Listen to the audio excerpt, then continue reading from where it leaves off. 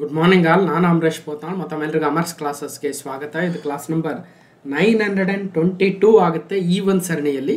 ಮತ್ತು ಒಟ್ಟಾರೆಯಾಗಿ ಸುಮಾರು 1100 ಇರ್ಬೋದು ಅಥವಾ 1200 ವಿಡಿಯೋಸ್ ಇರ್ಬೋದು. ವಿವಿಧ ವಿಷಯಗಳ ಮೇಲಿದ್ದಾವೆ. ಎಲ್ಲ ಸ್ಪರ್ಧಾತ್ಮಕ ಪರೀಕ್ಷೆಗಳಿಗೆ ಉಪಯೋಗ ಆಗ್ತವೆ. ಅದು ನೀವು ಪೊಲೀಸ್ ಕಾನ್ಸ್ಟೇಬಲ್ ಆಗಿರಲಿ, ಇವತ್ತು ಅನೌನ್ಸ್ ಆಗಿರ್ತಕ್ಕಂಥ 708 ಹುದ್ದೆಗಳು, 708 ಹುದ್ದೆಗಳಲ್ಲಿ ಪ್ರತಿ ಹುದ್ದೆಯ ಪರೀಕ್ಷೆಯಲ್ಲೂ ಕೂಡ GK ಪೇಪರ್ ಇದೆ. ಮತ್ತು ಹಲವಾರು ಹುದ್ದೆಗಳಿಗೆ ಕಮ್ಯುನಿಕೇಷನ್ ಪೇಪರ್ ಕೂಡ ಇದೆ. ಕಮ್ಯುನಿಕೇಷನ್ ಪೇಪರ್ನ ಕಂಪ್ಯೂಟರ್ ಭಾಗದ 30 ಪ್ರಶ್ನೆಗಳಿಗೆ ಬಹಳಷ್ಟು ಅನುಕೂಲ ಆಗ್ತಕ್ಕಂಥ ಒಂದು ಕಂಪ್ಯೂಟರ್ ಪ್ಲೇಲಿಸ್ಟೇ ಇದೆ. ಎಲ್ಲ ಚಾಪ್ಟರ್ಗಳನ್ನು ಥೆರಾಟಿಕಲಿ ಮಾಡಿದ್ದೀನಿ, ಪ್ಲಸ್ MCQಗಳನ್ನು ಸಾಲ್ವ್ ಮಾಡಿದ್ದೀನಿ. ಜೊತೆಗೆ ಭಾಳ ಇಂಪಾರ್ಟೆಂಟ್ ಅಂದರೆ, ಈ ಎಕ್ಸಾಮಲ್ಲಿ ಆಲ್ರೆಡಿ ಕಮ್ಯುನಿಕೇಷನ್ ಪೇಪರ್ ಬಂದಿರುತ್ತಲ್ವ, ಆ ಕಮ್ಯುನಿಕೇಷನ್ ಪೇಪರ್ನ ಎಲ್ಲ 30 ಪ್ರಶ್ನೆಗಳನ್ನು ಸುಮಾರು 30-40 ಕ್ವಶನ್ ಪೇಪರ್ಗಳನ್ನ ಸಾಲ್ವ್ ಮಾಡಿದ್ದೀವಿ. 30-40 ಅಂದರೆ ಒಂದೊಂದು ಪ್ರಶ್ನೆ ಪತ್ರಿಕೆ ಸಾಲ್ವ್ ಮಾಡಿದಾಗ 30 ಪ್ರಶ್ನೆ ಸಿಕ್ಕರೆ ಇಮ್ಯಾಜಿನ್ ಮಾಡ್ಕೊಳ್ರಿ, 1000ಕ್ಕೂ ಹೆಚ್ಚು ಎಕ್ಸಾಮಲ್ಲಿ ಬಂದಿರೋ ಪ್ರಶ್ನೆಗಳನ್ನು ವಿಡಿಯೋ ಮುಖಾಂತರ ಹೇಳಿರ್ತಕ್ಕಂಥದ್ದು.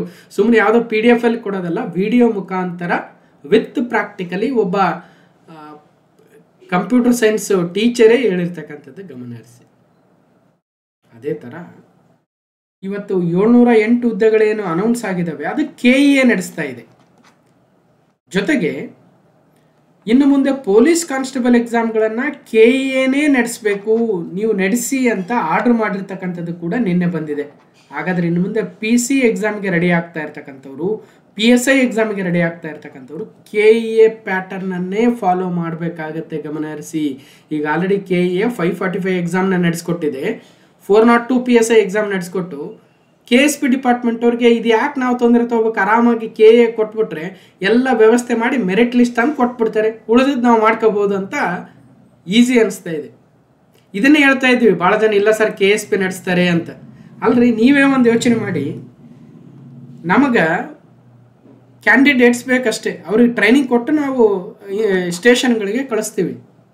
ಈ ಊರು ಉಸಬರಿ ಯಾಕೆ ಈ ರಿಕ್ರೂಟ್ಮೆಂಟ್ ಮಾಡೋದು, ಅಲ್ಲಿ ಪೇಪರ್ ಲೀಕ್ ಆಯಿತು, ಇಲ್ಲಿ ಪೇಪರ್ ಲೀಕ್ ಆಯಿತು, ಅವ್ರು ತಿದ್ದಿದ್ರು, ಇವ್ರು ತಿದ್ದಿದ್ರು, ಎಲ್ಲ ಯಾಕೆ ಬೇಕು ನಮ್ಗೆ?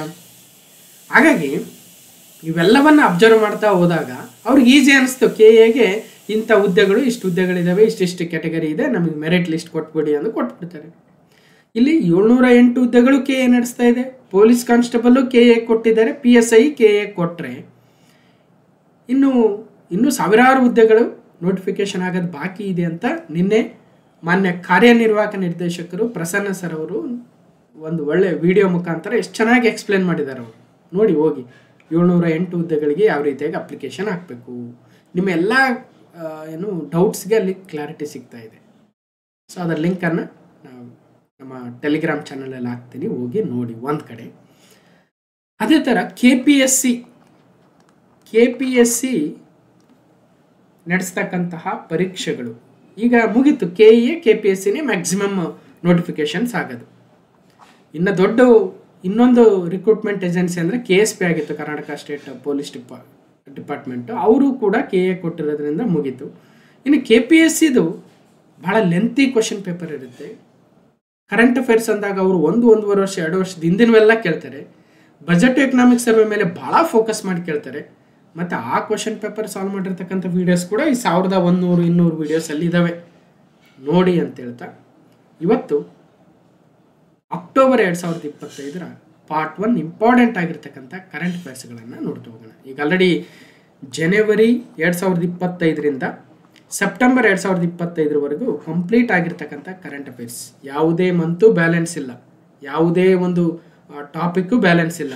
ಮತ್ತು ಇದು ಯಾವುದೋ ಟಫ್ ಇದೆ ಅಂತ ಬಿಡೋದಲ್ಲ, ಈಸಿ ಇದೆ ಅಂತ ತಗೊಳ್ಳೋದಂಥವು ಅಲ್ವೇ ಅಲ್ಲ. ಒಂದು ಟ್ರಸ್ಟ್ ಇರಬೇಕು. ಏನೇ ಕೆಲಸ ಮಾಡಲಿ ಒಂದು ಪರ್ಫೆಕ್ಷನ್ ಕಡೆ ಇರಬೇಕು. ಪರ್ಫೆಕ್ಟ್ ಆಗೋಕ್ಕೆ ಸಾಧ್ಯ ಇಲ್ಲದೆ ಹೋದರೂ ಕೂಡ ಪರ್ಫೆಕ್ಷನ್ ಆಗೋದ್ರತ್ತ ನಮ್ಮ ಪ್ರಯತ್ನ ಇರಬೇಕು ಅನ್ನೋದಷ್ಟೇ ನನ್ನ ಒಂದು ಉದ್ದೇಶ. ಏನೇ ಕೆಲಸ ಮಾಡಿ, ಒಂದು ಪಾಠ ಮಾಡಿ, ಇಲ್ಲ ನೀವು ಓದಿ, ಇಲ್ಲ ನೀವು ನನ್ನ ಜಾಬ್ ಮಾಡಿ, ಏನೇ ಮಾಡಿ, ಒಂದು ನೋಡುಗರಿಗೆ ನಮ್ಮ ವಿಡಿಯೋಗಳನ್ನು ಅಷ್ಟೆಲ್ಲ ಸಮಯ ಕೊಟ್ಟು ನೋಡ್ತಾ ಇದ್ದಾರೆ ಅಂದರೆ ಅದರಿಂದ ಯೂಸ್ ಆಗಿರಬೇಕು. ಅವು ಎಕ್ಸಾಮಲ್ಲಿ ಪ್ರಶ್ನೆಗಳಾಗಿ ಬಂದಿರಬೇಕು. ಸರಿ, ಬನ್ನಿ ಹಾಗಾದರೆ ಏನಿದೆ ಅಂತ ನೋಡ್ತಾ ಹೋಗೋಣ. ಅಕ್ಟೋಬರ್ 2025 ಪ್ರಮುಖ ಪ್ರಚಲಿತ ಘಟನೆಗಳ ಮೊದಲನೇ ಭಾಗವನ್ನು ಆರಂಭಿಸ್ತಾ ಹೋಗೋಣ. ನನ್ನ ಒಂದಷ್ಟು ಕಿರುಪರಿಚಯ ಕೂಡ. ಈಗ ನೋಟಿಫಿಕೇಶನ್ ಆಗ್ತಾ ಇದೆ ಅಂದಾಗ ಭಾಳ ಜನ ಯಾವ್ದು ನೋಡ್ಬೇಕು, ಕರೆಂಟ್ ಅಫೇರ್ಸ್ ಯಾವ್ದು ನೋಡ್ಬೇಕು, ಕಂಪ್ಯೂಟರ್ ಯಾವ್ದು ನೋಡಬೇಕು, ಕ್ವಶನ್ ಪೇಪರ್ ಸಾಲ್ವಿಂಗ್ ಯಾವುದು, ಬಜೆಟ್ ಎಕನಾಮಿಕ್ ಸರ್ವೆ ಅಂತ ಹುಡುಕ್ತಾ ಬರ್ತಾ ಇರ್ತಾರೆ, ಎಲ್ಲೆಲ್ಲೋ ಕಳೆದೋಗ್ಬಿಡ್ತಾರೆ. ಅಂಥವ್ರಿಗೆ ಒಂದಷ್ಟು ಕಿರುಪರಿಚಯ ಹೇಳಿದಾಗ ಹೌದು ಇವ್ರನ್ನ ನಂಬೋದೇನೋ ಅನ್ನೋ ಒಂದು ಕಾನ್ಫಿಡೆನ್ಸ್ ಬರುತ್ತೆ. ಇಂಜಿನಿಯರಿಂಗ್ ಪದವಿ, ದೇಶದ ಮೊದಲ IIT ಆಗಿರ್ತಕ್ಕಂಥ IIT ಖರಗ್ಪುರಲ್ಲಿ ಮಾಸ್ಟರ್ ಡಿಗ್ರಿ, ಜೊತೆಗೆ ನೀವೇನು ಬರಿತಾ ಇದ್ದೀರಿ ಅಂತಹ ಹಲವು ಪರೀಕ್ಷೆಗಳನ್ನು ಪಾಸ್ ಮಾಡಿರ್ತಕ್ಕಂಥ ಅನುಭವದೊಂದಿಗೆ ಕಳೆದ ಹಲವಾರು ವರ್ಷಗಳಿಂದ ಕರ್ನಾಟಕದ ಸ್ಪರ್ಧಾತ್ಮಕ ಜಗತ್ತಿನಲ್ಲಿ ಏನು ಪ್ರಿಪ್ರೇಷನ್ ನಡೆಸ್ತಾ ಇದ್ದೀರಿ ಅಂಥವ್ರಿಗೆ ಅನುಕೂಲ ಆಗ್ತಕ್ಕಂತಹ ವಿಡಿಯೋಗಳನ್ನು ಮಾಡ್ತಾ ಇದ್ದೀನಿ. ಸಾವಿರಾರು ವಿಡಿಯೋಗಳಿದ್ದಾವೆ. ಕ್ಲಾಸ್ ನಂಬರ್ ವೈಸ್ ಕೊಡ್ತಾ ಬಂದಿದ್ದೀನಿ ಎಷ್ಟೋ ವರ್ಷಗಳಿಂದ. ಇವತ್ತು 922ನೇ ಕ್ಲಾಸಿಗೆ ಬಂದು ನಿಂತಿದ್ದೀವಿ. Okay,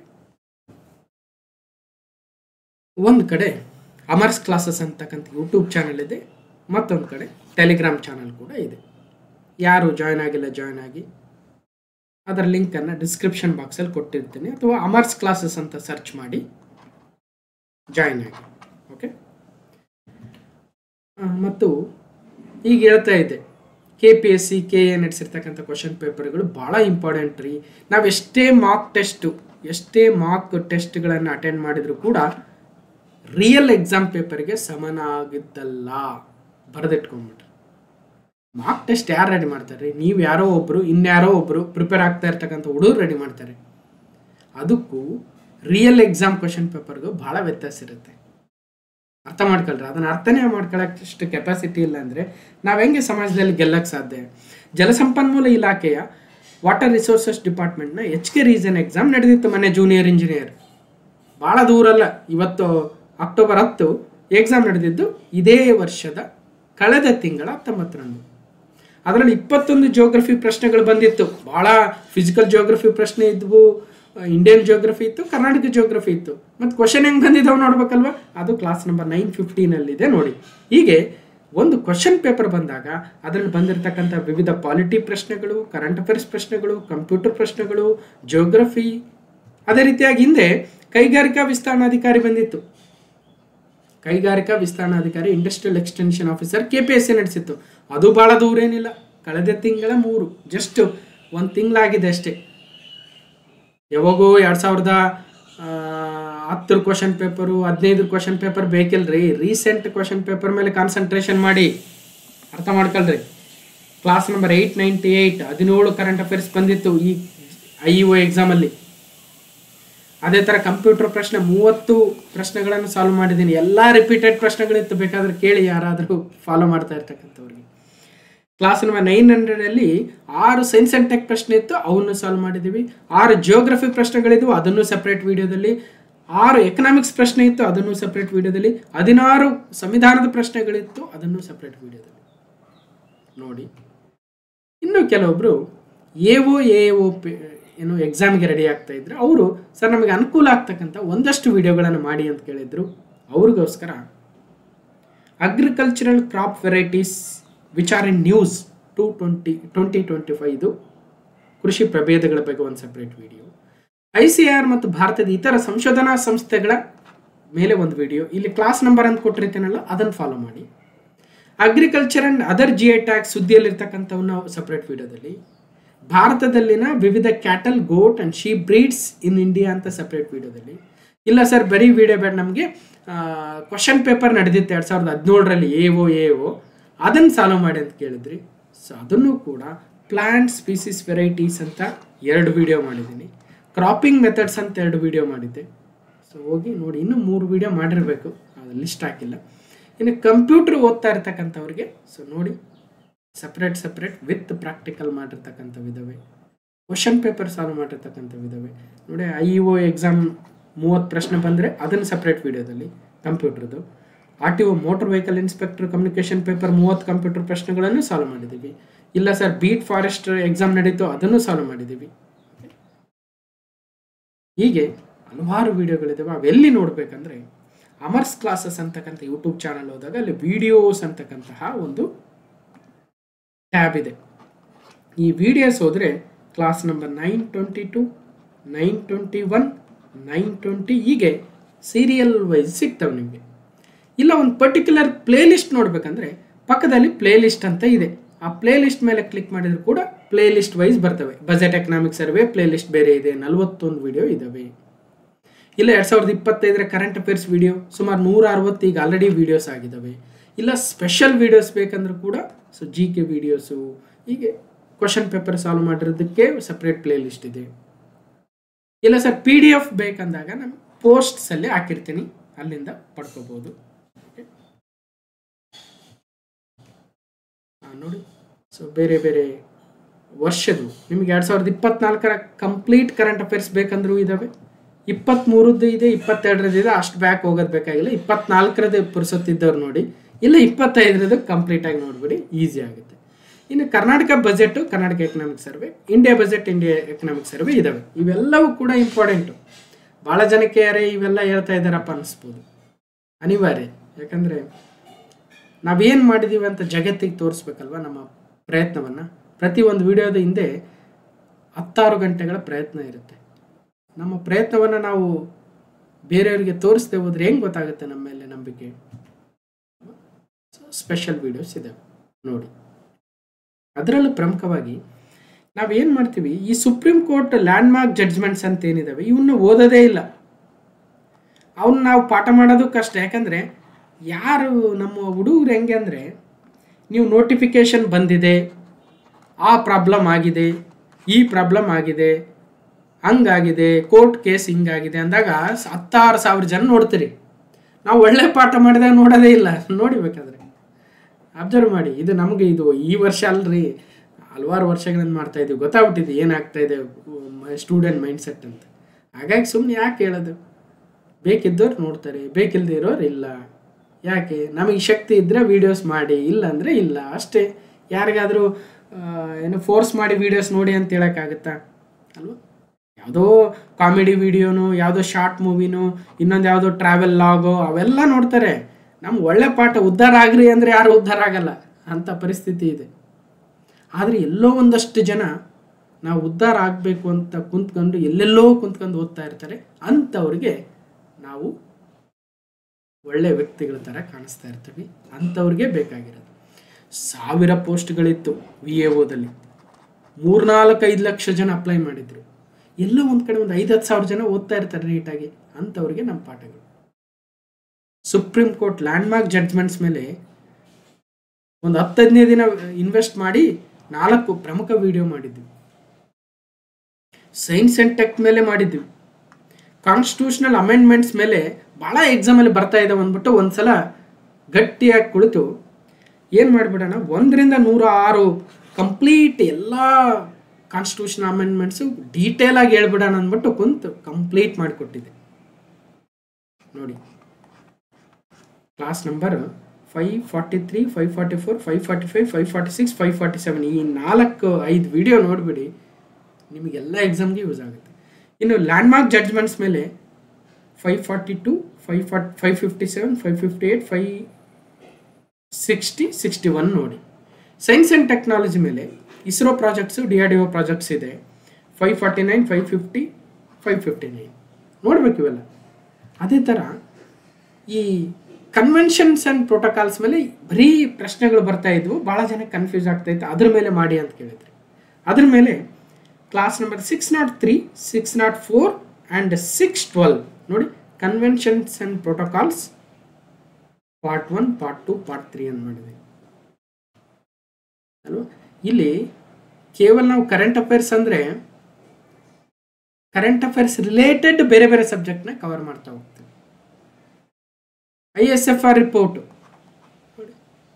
ISRO SpaDeX mission. ISFR report kind of a environment topic, SpaDeX mission science and technology. Okay, ಇಷ್ಟೆಲ್ಲ ಇದ್ದಾವೆ, ಭಾಳ ಹೇಳೋ ಅವಶ್ಯಕತೆ ಇಲ್ಲ. GK ಪೇಪರ್ ಕೂಡ ಸಾಲ್ವ್ ಮಾಡಿದ್ದೀವಿ. ಹಾಗೆಯೇ ಕಂಪ್ಯೂಟರ್ ಮೇಲೆ ಥೆರಾಟಿಕಲ್ ವೀಡಿಯೋಸು ಇದ್ದಾವೆ, ಪ್ಲಸ್ ಕ್ವಶನ್ ಪೇಪರ್ ಸಾಲ್ವ್ ಮಾಡಿರ್ತಕ್ಕಂಥ ವೀಡಿಯೋಸ್ ಇದೆ. ನೀವು ಅಮರ್ಸ್ ಕ್ಲಾಸಸ್ಗೆ ಹೋದಾಗ ಒಂದು ಸ್ವಲ್ಪ ಸಬ್ಸ್ಕ್ರೈಬ್ ಮಾಡಿ ಅಂತ ತಮ್ಮಲ್ಲಿ ರಿಕ್ವೆಸ್ಟ್ ಮಾಡ್ಕೊಳ್ತಾ, ಮತ್ತು ಲೈಕ್ ಮಾಡಿ ಕೂಡ. ನಾವು ಶೇರ್ ನೋಡಿದಾಗ ಲೈಕ್ ಮಾಡ್ತಕ್ಕಂಥ ಪರ್ಸಂಟೇಜು ಒಂದು 10,000 ಜನ ನೋಡಿದರೆ ಒಂದು 500 ಜನ ಲೈಕ್ ಮಾಡಿರ್ತಾರೆ. ಪುಕ್ಸಟ್ಟೆ ನಾವು ಲೈಕ್ ಒತ್ತೋದಕ್ಕೂ ಎಷ್ಟು ಹಿಂದೆ ಮುಂದೆ ನೋಡ್ತೀವಿ ಜನ ಇವತ್ತು ನಾವು. ಅಂಥದ್ರಲ್ಲಿ ಇಷ್ಟೆಲ್ಲ ಎಫರ್ಟ್ ಹಾಕ್ತೀವಿ ಅಂದರೆ ಸುಮ್ಮನೆ ಅಲ್ಲ. ಅದಕ್ಕೂ ಒಂದು ಟೀಮ್ ಇರುತ್ತೆ, ಅದಕ್ಕೂ ಒಂದು ಎಫರ್ಟ್ ಇರುತ್ತೆ. ಯಾರಿಗೆ ಎಫರ್ಟ್ಗೆ ಬೆಲೆ ಕೊಡಬೇಕು, ಹೌದು ಇದು ವರ್ತ್ ಇದೆ ಅನಿಸಿದಾಗ ಅವರು ಇಲ್ಲಿ ಅಮರ್ಸ್ ಡೈಮಂಡ್ ಕ್ಲಾಸಸ್ಗೆ ಜಾಯ್ನ್ ಆಗೋ ಮೂಲಕ ನಮ್ಮ ಟೀಮ್ಗೆ ಮತ್ತಷ್ಟು ವರ್ಕನ್ನು ಮಾಡೋದಕ್ಕೆ ನೀವು ಪುಷ್ಟಿಯನ್ನು ನೀಡ್ತೀರಾ ಅಂತ ಭಾವಿಸ್ತಾ, ನಮ್ಮ ಭಾಳ ಜನ ಏನು ಕೇಳ್ತಾ ಇದ್ದೀರಿ, ಒಂದಷ್ಟು ಈ ಗ್ರಾಮೀಣಾಭಿವೃದ್ಧಿ ಮೇಲೆ ಮತ್ತು ಪಂಚಾಯತ್ ರಾಜ್ ವ್ಯವಸ್ಥೆ ಮೇಲೆ ಎಕ್ಸಾಮಲ್ಲಿ ಸಿಲೆಬಸ್ಸಲ್ಲಿ ಕೊಟ್ಬಿಟ್ಟಿದ್ದಾರೆ ಸರ್ ಅಂತ ನೆನ್ನೆ ಮೆಸೇಜ್ ಹಾಕಿದ್ದೀರಿ. ಅದೇ ರೀತಿಯಾಗಿ ಭೂ ಸುಧಾರಣೆಗಳ ಮೇಲೆ ಎಕ್ಸಾಮಲ್ಲಿ ಪ್ರಶ್ನೆಗಳು ಬರ್ತಾ ಇದ್ದಾವೆ, ಮೊನ್ನೆ KEದವರು ಸಿಲೆಬಸ್ಸಲ್ಲಿ ಆ್ಯಡ್ ಮಾಡಿದ್ದಾರೆ ಅಂತ ಹೇಳ್ತಾ ಇದ್ರಿ. ಅದೇ ರೀತಿಯಾಗಿ ಕೋಆಪರೇಟಿವ್ಸ್ ಸಹಕಾರ ಸಂಸ್ಥೆಗಳ ಮೇಲೆ ಆಗಿರ್ಬೋದು, ಇ ಗವರ್ನೆನ್ಸ್ ಮೇಲೆ ಆಗಿರ್ಬೋದು, ಅಥವಾ ಪರಿಸರ ಸಂಬಂಧಿತ ಕರ್ನಾಟಕದ ಇಶ್ಯೂಸ್, ಈ ವಿಚಾರಗಳ ಮೇಲೆ ಅಟ್ಲೀಸ್ಟ್ ಒಂದೊಂದು ಟಾಪಿಕ್ ಮೇಲೆ ಒಂದು 2-3 ವಿಡಿಯೋ ಮಾಡಿಕೊಡೋ ಪ್ರಯತ್ನವನ್ನಂತೂ ಡೆಫಿನೆಟ್ಲಿ ಮಾಡ್ತೀವಿ. ಒಂದು ಕಡೆ ಇಂಗ್ಲೀಷ್ ಗ್ರಾಮರ್ ಕೇಳ್ತಾ ಇದ್ದೀರಿ, ನೋಡೋಣ. ಒಂದು ಕಡೆ ಫಿಸಿಕಲ್ ಜಿಯೋಗ್ರಫಿ ಕೇಳ್ತಾ ಇದ್ದೀರಿ, ನೋಡೋಣ. ಆದಷ್ಟು ಶೀಘ್ರದಲ್ಲಿ ಇವುಗಳನ್ನು ಕೂಡ ಕೈಗೆತ್ಕೊಳ್ಳೋಣ ಅಂತ ಹೇಳ್ತಾ, ಈ ಎಲ್ಲ ವರ್ಕ್ಗೆ ಅಂದರೆ ಈಗ ಆಲ್ರೆಡಿ ಮಾಡಿರೋ ವಿಡಿಯೋಗೆ ನೀವು ಬೆಂಬಲ ಕೊಡ್ಬೇಕು. ಮತ್ತೆ ಮುಂದೆ ಮಾಡ್ತೀವೋ ಬಿಡ್ತೀವೋ ಅಂದ್ಬಿಟ್ಟು ಜಾಯ್ನ್ ಆಗೋದಲ್ಲ. ನಾನು ಯಾವಾಗಲೂ ವರ್ಕ್ ಮಾಡೋದು ಹಿಂಗೇನೆ. ನಾನು ಈಗ ಆಲ್ರೆಡಿ ಮಾಡಿರೋ ವೀಡಿಯೋಸ್ಗೆ ನೀವು ಜಾಯ್ನ್ ಆಗಿ ನೋಡಬೇಕು. ಮುಂದೆ ಯಾವ ಮಾಡ್ತೀವಿ ಅಂತ ಹೇಳಿದರೆ ಅದಕ್ಕೆ ಜಾಯ್ನ್ ಆಗ್ತಾ ಇದೀವಿ ಅಂದರೆ ಅಲ್ಲ, ಆ ಥರ ಮನುಷ್ಯ ಅಲ್ಲ ನಾನು. ಮಾಡಿದರೆ ಈಗ ಆಲ್ರೆಡಿ ಇಷ್ಟು ಮಾಡಿದ್ದೀವಲ್ಲ, ಅದಕ್ಕೆ ಜಾಯ್ನ್ ಆಗಿ ನೋಡಿ. ಮುಂದೆ ಮಾಡಿದಾಗ ಬೇಕಾದರೆ ಜಾಯ್ನ್ ಆಗಿಲ್ಲ ಅಂದರೆ ಇಲ್ಲ. ಈ ಥರ ಕಂಡೀಷನ್ ಹಾಕಿ ಅದಕ್ಕೆ ನೀವು ನೋಡ್ಬೋದು, ಇಂಥ ಕೋರ್ಸ್ನ ಮಾಡ್ತಾ ಇದ್ದೀವಿ, ಇದು ಇಷ್ಟು ದುಡ್ಡು, ಇದರಲ್ಲಿ ಇದು ಕವರ್ ಮಾಡ್ತೀವಿ ಅಂತ ಯಾವತ್ತೂ ಹೇಳಿಲ್ಲ ನಾನು. ಗಮನ ಹರಿಸಿ. ಆ ಥರ ಜವಾಬ್ದಾರಿಯನ್ನು ಹೊತ್ಕೊಳ್ಳೋಕ್ಕೆ ನನಗಿಷ್ಟ ಇಲ್ಲ. ಇವತ್ತಾದರೆ ಮಾಡ್ತೀನಿ, ಇಲ್ಲ ನಾಳೆ ಮಾಡ್ತೀನಿ, ಇಲ್ಲ ನಾಡಿದ್ದು ಮಾಡ್ತೀವಿ, ಇಲ್ಲ ಒಂದು ವಾರ ಹಬ್ಬ ಅಂದ್ಬಿಟ್ಟು ರಜೆ ತಗೊಳ್ತೀವಿ. ಹಾಗೆ ಕಂಪ್ಲೀಟಾಗಿ ಮಾಡಿದ್ರೆ ಚೆನ್ನಾಗಿ ಮಾಡಿರ್ತೀವಿ. ಸುಮ್ಮನೆ ಯಾವುದೋ ಇಲ್ಲಿ ಕಮಿಟ್ಮೆಂಟ್ ಕೊಟ್ಬಿಟ್ಟಿದ್ದೀವಿ, ಇಷ್ಟು ರೂಪಾಯಿಗೆ ಇಷ್ಟು ಕೋರ್ಸ್ ಮಾಡಬೇಕಂತ ಅದನ್ನು ಮಾಡಿ ಕೊಡ್ತೀವಿ ಅಂತ ಅವಸರ ಮಾಡೋದು ಅಥವಾ ಇನ್ನೊಂದು ಯಾವುದೋ ಮಾಡೋದಿಲ್ಲ. ಮಾಡಿದರೆ ಕರೆಕ್ಟಾಗಿ ಮಾಡಿರ್ತೀವಿ. ಯಾರಿಗೆ ಸಾಧ್ಯ ಇದೆ ಜಾಯ್ನ್ ಆಗಿ ನಮ್ಮ ಟೀಮ್ಗೆ ಬೆಂಬಲ ಕೊಡಿ.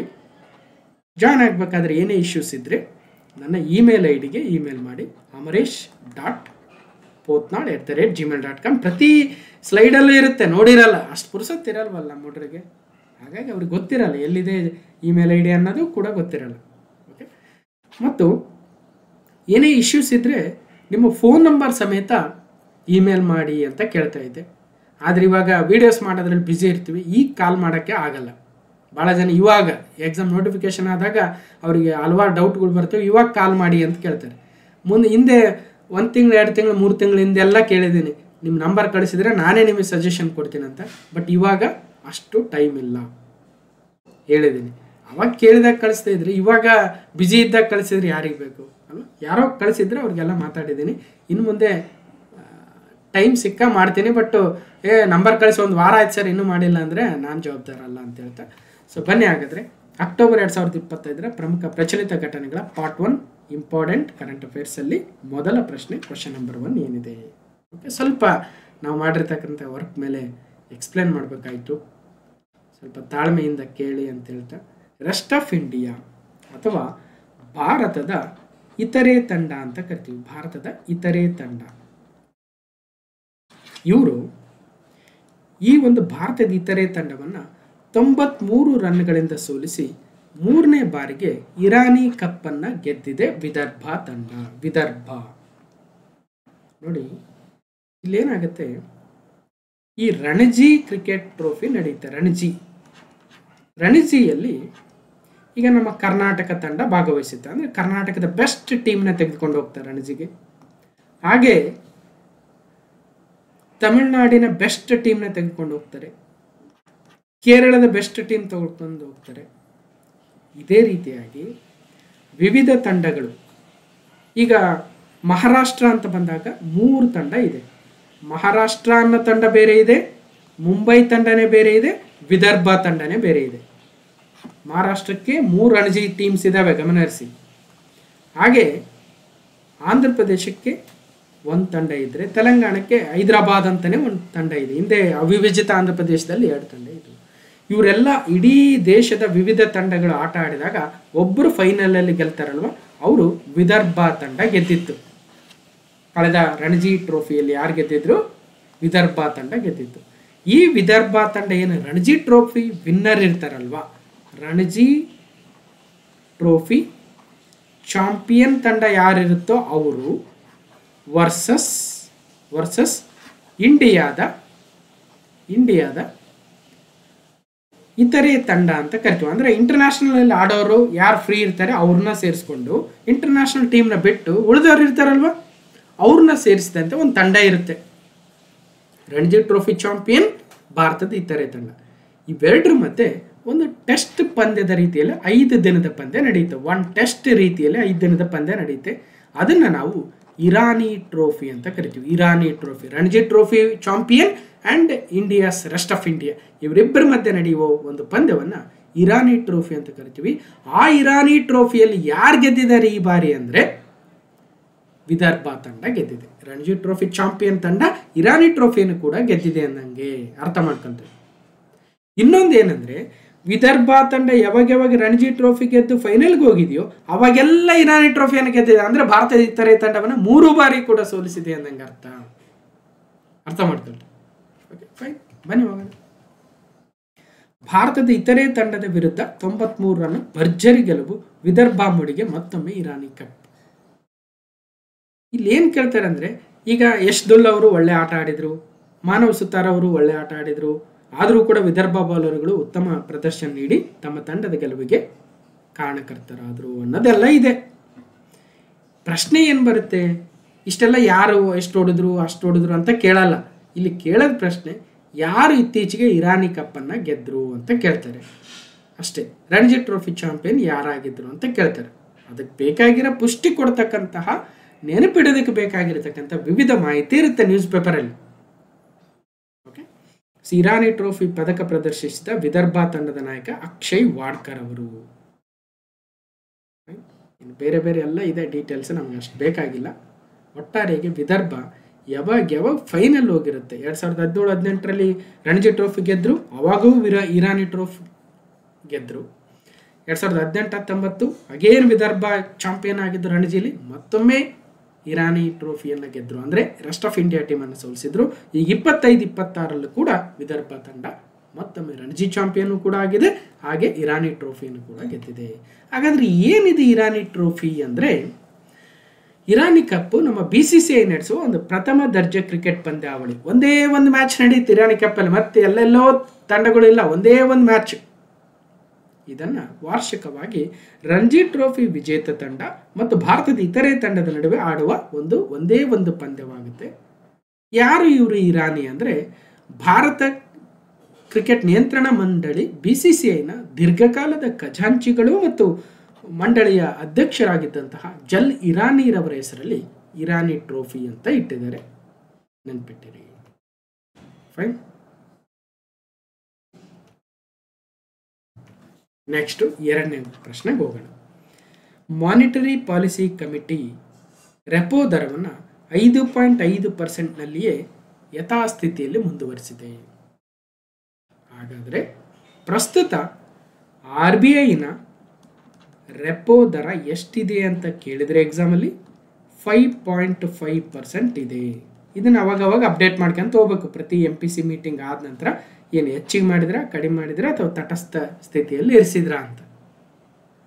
ಜೊತೆಗೆ ಇದು 1ನೇ ಪಾಯಿಂಟ್. ಆದರೆ 2ನೇ ಪಾಯಿಂಟ್ ಏನಂದರೆ, ಪ್ರತಿ MPC ಪಾಲಿಸಿ ಕಮಿಟಿ ಮೀಟಿಂಗ್ ಆದ ನಂತರ RBI ಗವರ್ನರ್ ನೇತೃತ್ವದಲ್ಲಿ ಏನು ನಡೆಯುತ್ತೆ, ಅವರು ಏನು ಹೇಳ್ತಾರೆ, ರೆಪೋ ದರದ ಅಲ್ಲದೆ ಇನ್ನೊಂದು ಪ್ರಮುಖ ಅಂಶವನ್ನು ಕೊಡ್ತಾರೆ. 2ನೇದು ಏನಂದರೆ, ಈ GDP ಗ್ರೋತ್ ರೇಟ್, ಭಾರತ ದೇಶದ ಬೆಳವಣಿಗೆ ದರ ಎಷ್ಟಿದೆ ಅಂತ ಅನೌನ್ಸ್ ಮಾಡ್ತಾರೆ. ಅದು 6.8%ಗೆ ಇನ್ಕ್ರೀಸ್ ಮಾಡಿದ್ದಾರೆ, ಪರಿಷ್ಕರಿಸಿದ್ದಾರೆ. ಏನು ಕಡಿಮೆ ಮಾಡಿದ್ದಾರೆ, ಹೆಚ್ಚಿಗೆ ಮಾಡಿದ್ದಾರೆ ನೋಡೋಣ. ಜೊತೆಗೆ 3ನೇ ಅಂಶವನ್ನು ಕೂಡ ಅವರು ಕೊಡ್ತಾರೆ, ಹಣದುಬ್ಬರ ದರ ಎಷ್ಟಿರಬಹುದು ಅಂತ. ಇನ್ಫ್ಲೇಷನ್ ರೇಟ್ ಏನಿರುತ್ತೆ ಅಂತ ಹೇಳಿದರೆ 2.6%. ಈ 3 ಅಂಶಗಳು ಬಹಳ ಇಂಪಾರ್ಟೆಂಟ್ ಎಕ್ಸಾಮ್ ಪಾಯಿಂಟ್ ಆಫ್ ವ್ಯೂವಲ್ಲಿ. Okay, MPC keeps rate unchanged at 5.5%. Revises the growth forecast upwards to 6.8%. ನೋಡಿ, ಗ್ರೋತ್ ಫೋರ್ಕಾಸ್ಟ್ ಅಪ್ವರ್ಡ್ಸ್ ಅಂತ ಹೇಳಿದ್ದಾರೆ. ಬೆಳವಣಿಗೆ ಮುನ್ಸೂಚನೆಯನ್ನು ಇನ್ಕ್ರೀಸ್ ಮಾಡಿದ್ದಾರೆ. 6.5 ಏನಿತ್ತು 6.8 ಬೆಳವಣಿಗೆ ಆಗುತ್ತೆ ಅಂತ ಹೇಳಿದ್ದಾರೆ. ಯಾಕಂದರೆ ಈ ಟ್ರಂಪ್ ಸುಂಕದ ನೀತಿಯಿಂದಾಗಿ ಭಾರತ ಹೊಡೆತ ಆಗ್ಬೋದು ಭಾರತಕ್ಕೆ. ಹಾಗಾಗಿ ನಮ್ಮ ಗ್ರೋತ್ ಫೋರ್ಕಾಸ್ಟ್ ಕಮ್ಮಿ ಆಗ್ಬೋದು ಅನ್ನೋ ಅಂದಾಜಿತ್ತು. ಆದರೆ ಇತ್ತೀಚಿನ ಮೊದಲ Q1 ಡೀಟೇಲ್ಸ್ ಬಂದಿರೋದ್ರಿಂದ ಇಲ್ಲ ಭಾರತ ಉತ್ತಮ ಬೆಳವಣಿಗೆಯನ್ನು ಸಾಧಿಸ್ತಾ ಇದೆ, ಟ್ರಂಪ್ ಎಫೆಕ್ಟ್ ಏನು ಆಗಿಲ್ಲ ಅನ್ನೋದು ಗೊತ್ತಾಗ್ತಾ ಇದೆ. ಅದಕ್ಕೋಸ್ಕರ ಗ್ರೋತ್ ಫೋರ್ಕಾಸ್ಟ್ ಸ್ವಲ್ಪ ಹೆಚ್ಚಿಗೆ ಮಾಡಿದ್ದಾರೆ ಅನ್ನೋದು ಅಬ್ಸರ್ವ್ ಮಾಡಬೇಕು. ಮತ್ತು ಇನ್ಫ್ಲೇಷನ್ ಏನಾಗಿದೆ, RBI ಒಂದು ಥ್ರೆಶೋಲ್ಡ್ ಏನಿದೆ 4% ಇರಬೇಕು ಇನ್ಫ್ಲೇಷನ್, 4% ಟು ಅರೌಂಡ್ 6% ಒಳಗಡೆ ಇರಬೇಕು ಅನ್ನೋದಿರುತ್ತೆ. ಆದರೆ ಅದಕ್ಕಿಂತ ಕಡಿಮೆ ಆಗ್ತಕ್ಕಂಥ ಚಾನ್ಸಸ್ಸನ್ನು ನಮ್ಮ ಮುಂದಿನ ಆರ್ಥಿಕ ವರ್ಷದಲ್ಲಿ ಆಗ್ಬೋದು ಅನ್ನುವ ಒಂದು ಅಂದಾಜನ್ನು ಮಾಡಿದ್ದಾರೆ. ಅಂದರೆ ಪ್ರಸ್ತುತ ಆರ್ಥಿಕ ವರ್ಷ ಏನು ನಡೀತಾ ಇದೆ ಅದರಲ್ಲಿ. ಸೊ ಬಡ್ಡಿದರ ಇಳಿಕೆ ನಿರೀಕ್ಷೆಯಲ್ಲಿದ್ದ ಗ್ರಾಹಕರಿಗೆ ನಿರಾಸೆ ಆಗಿದೆ. ನೋಡ್ತಾರೆ ಅವರು ಒಂದೇ ಸಲಕ್ಕೆ ಇನ್ಫ್ಲೇಷನ್ ಕಂಟ್ರೋಲಲ್ಲಿದೆ, GDP ಒಳ್ಳೆ ಬೆಳವಣಿಗೆ ಆಗ್ತಾ ಇದೆ ಅಂದ ತಕ್ಷಣ ಬಡ್ಡಿದರ ಇಳಿಸೋಕ್ಕೆ ಹೋಗಲ್ಲ. ಯಾಕಂದ್ರೆ ಅವ್ರ ಜವಾಬ್ದಾರಿ ಇರುತ್ತೆ ರೀ. ನಾವು ಎಕ್ಸ್ಪೆಕ್ಟ್ ಮಾಡ್ತಾ ಇದ್ದೀವಿ, ನಿರಾಸೆ ಆಗಿದೆ ನಮ್ಗಂದ್ರೆ ಹಂಗೆ ಆಗಲ್ವಲ್ಲ. ಈಗ ನಮಗೆ ಸ್ಯಾಲ್ರಿ ಒಂದು 20% ಜಾಸ್ತಿ ಮಾಡಲಿ ಅಂದ್ರೆ ಆಗುತ್ತೆ ಹೇಳ್ರಿ, ಎಲ್ಲ ನೋಡ್ಕೋಬೇಕಲ್ಲ. ಅದೇ ಥರ ಪೆಟ್ರೋಲ್ ಡೀಸೆಲ್ ಬೆಲೆ ಒಂದು 20-30 ರೂಪಾಯಿಗೆ ಇಳಿಸ್ಬಿಡ್ಲಿ ಅಂತಂದ್ರೆ ಆಗಲ್ವಲ್ಲ ಅಲ್ವಾ. ಹಾಗೆ ರೆಪೋ ದರ 5.5% ಮುಂದುವರಿಕೆ ಆಗ್ತಾ ಇದೆ. ಅಂದ್ರೆ ಏನು, ಕಂಟಿನ್ಯೂಸ್ ಆಗಿ ಮತ್ತೊಮ್ಮೆ ಹೋಲ್ಡ್ ಮಾಡಿದ್ದಾರೆ. ನನಗೆ ರೆಪೋ ದರದಲ್ಲಿ ಯಥಾಸ್ಥಿತಿಯನ್ನು ಕಾಪಾಡಿಕೊಳ್ತಾ ಇದ್ದಾರೆ. ಅಮೆರಿಕದ 50% ಪ್ರತಿಸುಂಕ ಸಮರದ ನಡುವೆ ಭಾರತೀಯ ರಿಸರ್ವ್ ಬ್ಯಾಂಕು ರೆಪೋ ದರವನ್ನು ಸತತ 2ನೇ ಬಾರಿಗೆ ಯಥಾಸ್ಥಿತಿಯಲ್ಲಿ ಮುಂದುವರಿಸಿದೆ. ಅಂದರೆ 5.5 ಕಂಟಿನ್ಯೂ ಆಗ್ತಾ ಇದೆ ರೆಪೋ ದರ. ಓಕೆ, ಹೀಗಾಗಿ ರೆಪೋ ದರ 5.5%ಅಲ್ಲಿಯೇ ಮುಂದುವರಿತಾ ಇದೆ ಅನ್ನೋದನ್ನು ಗಮನಿಸಬೇಕು. RBI ಗವರ್ನರ್ ಸಂಜಯ್ ಮಲ್ಹೋತ್ರಾರವರ ನೇತೃತ್ವದಲ್ಲಿ ನಡೆದ ಹಣಕಾಸು ನೀತಿ ಸಮಿತಿಯ 3 ದಿನಗಳ ಸಭೆ ಅಂತ್ಯಗೊಂಡಿದ್ದು, ಸಭೆಯ ನಂತರ ಡೀಟೇಲ್ಸ್ ಹೊರಬಂದಿದ್ದಾವೆ. ಫೆಬ್ರವರಿಯಲ್ಲೂ 6.5 ಇತ್ತು, 6.5 ಇದ್ದನ್ನು 5.5ಕ್ಕೆ ಇಳಿಸಿದ್ರು. ಈಗ 2 ಮಾನಿಟರಿ ಪಾಲಿಸಿ ಕಮಿಟಿ ಮೀಟಿಂಗ್ ಆಯಿತು, 5.5ರಲ್ಲಿಯೇ ಹೋಲ್ಡ್ ಆಗ್ತಾ ಇದೆ. ಒಂದು ಅಟ್ಲೀಸ್ಟ್ ಒಂದು 0.5 0.25 ಕಮ್ಮಿ ಆಗ್ಬೋದು ಅನ್ನುವ ಒಂದು ಅಂದಾಜಿತ್ತು, ಆದರೆ ಆಗಿಲ್ಲ. ಇನ್ನು GDP ದರ, ಉತ್ತಮ ಮುಂಗಾರು, GST ಪರಿಷ್ಕರಣೆ, ಹೂಡಿಕೆ ಹೆಚ್ಚಳ ಇತ್ಯಾದಿ ಕ್ರಮಗಳಿಂದಾಗಿ ನೋಡಿ, ಉತ್ತಮ ಮುಂಗಾರಾಗಿದೆ, ಮಳೆ ಚೆನ್ನಾಗಾಗಿದೆ, GST ಪರಿಷ್ಕರಣೆ ಆಗಿದೆ, GST 2.0 ಜಾರಿಯಾಗಿದೆ ಮೊನ್ನೆ ಸೆಪ್ಟೆಂಬರ್ 22 ಇಂದ, ಹೂಡಿಕೆ ಹೆಚ್ಚಳ ಆಗ್ತಾ ಇದೆ. ಇವೆಲ್ಲ ಕ್ರಮಗಳಿಂದಾಗಿ ಈ ಹಣಕಾಸು ವರ್ಷದಲ್ಲಿ GDP ಬೆಳವಣಿಗೆ ದರ 6.8ರಷ್ಟು ಪ್ರಗತಿ ಹೊಂದಬಹುದು ಎಂದು ಅಂದಾಜಿಸಲಾಗಿದೆ. ಈ ಹಿಂದೆ 6.5 ಅಂತ ಹೇಳಿದ್ರು ಲಾಸ್ಟ್ MPC ಮೀಟಿಂಗಲ್ಲಿ. ಹಾಗೆಯೇ ಇನ್ಫ್ಲೇಷನ್ ಹಣದುಬ್ಬರವು ಪ್ರಸಕ್ತ ಹಣಕಾಸು ವರ್ಷದಲ್ಲಿ 2.6ರಷ್ಟು ಇರಬಹುದು ಎಂದು ಅಂದಾಜು ಮಾಡಲಾಗಿದೆ. ಈ ಹಿಂದೆ 3.1 ಅಂತ ಹೇಳಿದ್ರು, ಅಂದರೆ ಕಡಿಮೆ ಆಗ್ತಾ ಇದೆ ಇನ್ಫ್ಲೇಷನ್ ಅಂತ. ಸೊ ಇಷ್ಟು ಡೀಟೇಲ್ಸ್, ಈ 3 ಪ್ರಮುಖ ಅಂಶಗಳು ಯಾವ್ದಾವುದು? ಒಂದು, ರೆಪೋ ರೇಟ್ ಎಷ್ಟು? 5.5%. GDP ಗ್ರೋತ್ ಫೋರ್ಕಾಸ್ಟ್ ಎಷ್ಟಾಗ್ತಾ ಇದೆ? 6.8%. ಇನ್ಫ್ಲೇಷನ್ ಎಷ್ಟಕ್ಕೆ ಆಗ್ಬೋದು ಈ ಫೈನಾನ್ಷಿಯಲ್ ಇಯರ್ 26ಅಲ್ಲಿ ಅಂದರೆ 2.6%. ಈ 3 ಅಂಕಿಅಂಶ very important. Okay, fine. So ಈಗ ಪ್ರಸ್ತುತ ಕರೆಂಟ್ ರೇಟ್ಸು ಎಷ್ಟಿದೆ? 5.5% policy repo rate, SDF 5.25, MSF 5.75, bank rate 5.75, fixed reverse repo rate 3.35, CRR 3.5%, SLR 18% ಇದೆ. ಈ ಪಾಲಿಸಿ ಇನ್ಸ್ಟ್ರೂಮೆಂಟ್ಸ್ ಏನಿದ್ದಾವೆ ಏನೇನಿವೆ ಅಂದರೆ ಅಂತ ಫೆಬ್ರವರಿ ತಿಂಗಳಲ್ಲಿ ಒಂದು ಸಪ್ರೇಟ್ ವಿಡಿಯೋ ಮಾಡಿದ್ದೆ, ನೋಡಿರ್ತೀರ, ಅರ್ಥ ಮಾಡ್ಕೊಂಡಿರ್ತೀರ. ನೋಡಿಲ್ಲ ಅಂದರೆ ಇನ್ನೊಂದ್ಸಲ ನೋಡಿ, ಇಲ್ಲ ಅದ್ರ ಕ್ಲಾಸ್ ನಂಬರ್ ಗೊತ್ತಿಲ್ಲ ಅಂದರೆ ಒಂದು ಸ್ವಲ್ಪ ಚೆಕ್ ಮಾಡಿ ಹೇಳ್ತೀನಿ, ಆಮೇಲೆ ಕಮೆಂಟ್ ಮಾಡಿ ತಿಳಿಸಿ.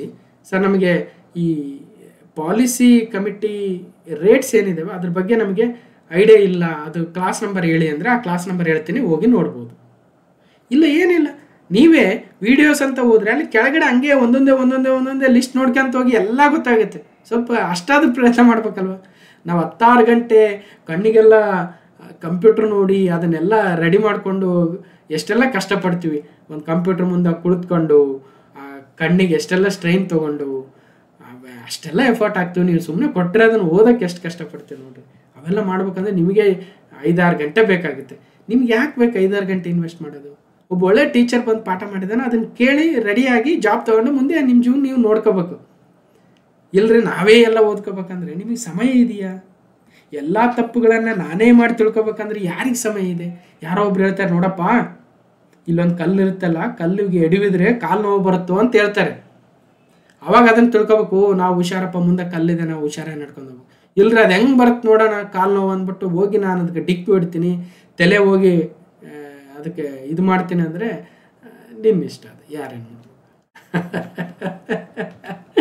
ಸುಮ್ಮನೆ ಜಸ್ಟ್ ಜೋಕ್ ಅಷ್ಟೇ. ಇರಲಿ, ಇನ್ನು ಬೇರೆ ಡೀಟೇಲ್ಸ್ ಇದೆ ನೋಡಿ. Okay, question number 3. Bengaluru Chennai expressway ಕಾರಿಡಾರಲ್ಲಿ ಪ್ರಯಾಣಿಕರಿಗಾಗಿ ಬಂಗಾರಪೇಟೆ ಬಳಿ 30 ಎಕರೆ ಪ್ರದೇಶದಲ್ಲಿ ವೈ ಸ್ಪೇಸ್ ಸಂಸ್ಥೆಯು ಮಿನಿ ನಗರವನ್ನು ನಿರ್ಮಿಸಲು ಸಿದ್ಧವಾಗಿದೆ. Y space is set to build a mini city on a 30 acre area near Bangarapet for commuters on the Bengaluru Chennai expressway corridor. ಇದು ಮಾತ್ರ ನೋಡಿ, ನೀವು ಎಕ್ಸ್ಪ್ರೆಸ್ ವೇಗಳು, ಹೈವೇಗಳಲ್ಲಿ ಹೋಗ್ತಾ ಇದ್ರೆ ನಮ್ಮ ದೇಶದಲ್ಲಿ ಇವತ್ತು ಹೈವೇಗಳಂತೂ ಬಹಳಷ್ಟು ಆಗ್ತಾ ಇದ್ದಾವೆ. National highways, express corridors. ಈಗ ಯಾವುದೋ ಒಂದು ಬೆಂಗಳೂರು ಟು ಚೆನ್ನೈ ಹೋಗ್ತಾ ಇದ್ರೆ ಸುಮಾರು ಒಂದು 500-600 ಕಿಲೋಮೀಟರ್ ಇರ್ಬೋದೇನೋ. ಆ ಮಿಡ್ಲಲ್ಲಿ ಅಲ್ಲಲ್ಲಿ 200 ಕಿಲೋಮೀಟ್ರಿಗೊಂತಲ್ಲಿ, 100 ಕಿಲೋಮೀಟ್ರಿಗೊಂತಲ್ಲಿ ಈ ಥರ ಮಿನಿ ಸಿಟಿಗಳ ಥರ ಒಂದಷ್ಟು ಶಾಪಿಂಗ್ ಮಾಡೋದಕ್ಕೆ, ಒಳ್ಳೊಳ್ಳೆ ಹೋಟೆಲ್ಸು, ಈ ಥರ ಒಂದು ಕ್ಲಬ್ ಥರ ಟೋಟಲ್ ಒಂದಷ್ಟು ಸ್ಪೇಸ್ ಇದ್ದರೆ ಎಷ್ಟು ಚೆನ್ನಾಗಿರುತ್ತೆ ನೋಡಿ.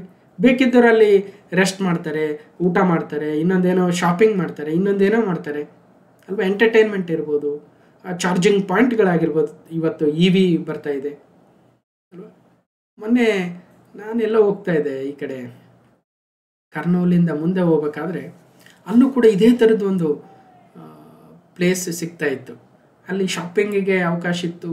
ಒಂದು ಕಡೆ ನೋಡಿದರೆ ಎಲೆಕ್ಟ್ರಿಕ್ ಕಾರ್ಗಳೆಲ್ಲ ಏನು ಚಾರ್ಜಿಂಗ್ ಪಾಯಿಂಟ್ಗೆ 10 ಕಾರುಗಳು ಒಟ್ಟೆ ಟೈಮಲ್ಲಿ ಚಾರ್ಜ್ ಮಾಡೋದಕ್ಕೆ ಅವಕಾಶ ಮಾಡಿಕೊಟ್ಟಿದ್ರು.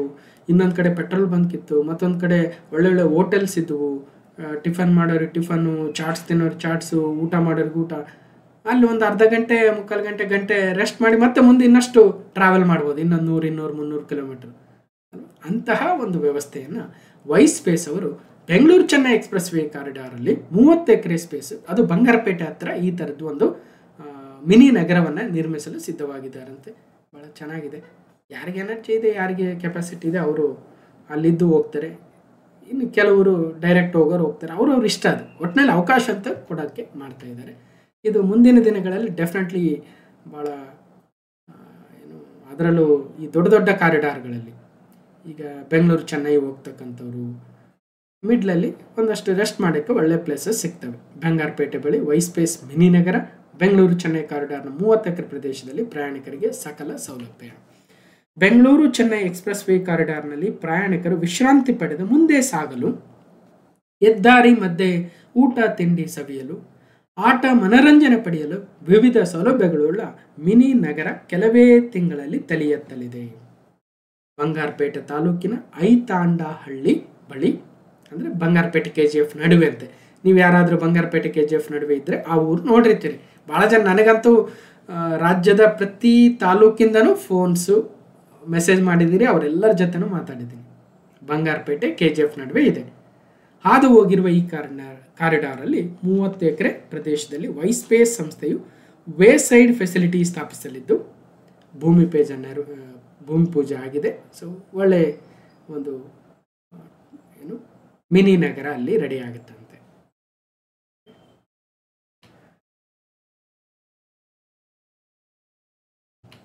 Next question number 4.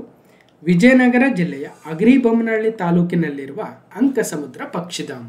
ನಾನು ಆಲ್ರೆಡಿ ಹೇಳಿದ್ದೆ, ಅಂಕಸಮುದ್ರಕ್ಕೆ ನಾನು ಕೂಡ ಬರ್ಡ್ ಸ್ಯಾಂಕ್ಚುರಿ ನೋಡೋದಕ್ಕೂ ಹೋಗಿದ್ದೆ ಅಂತ.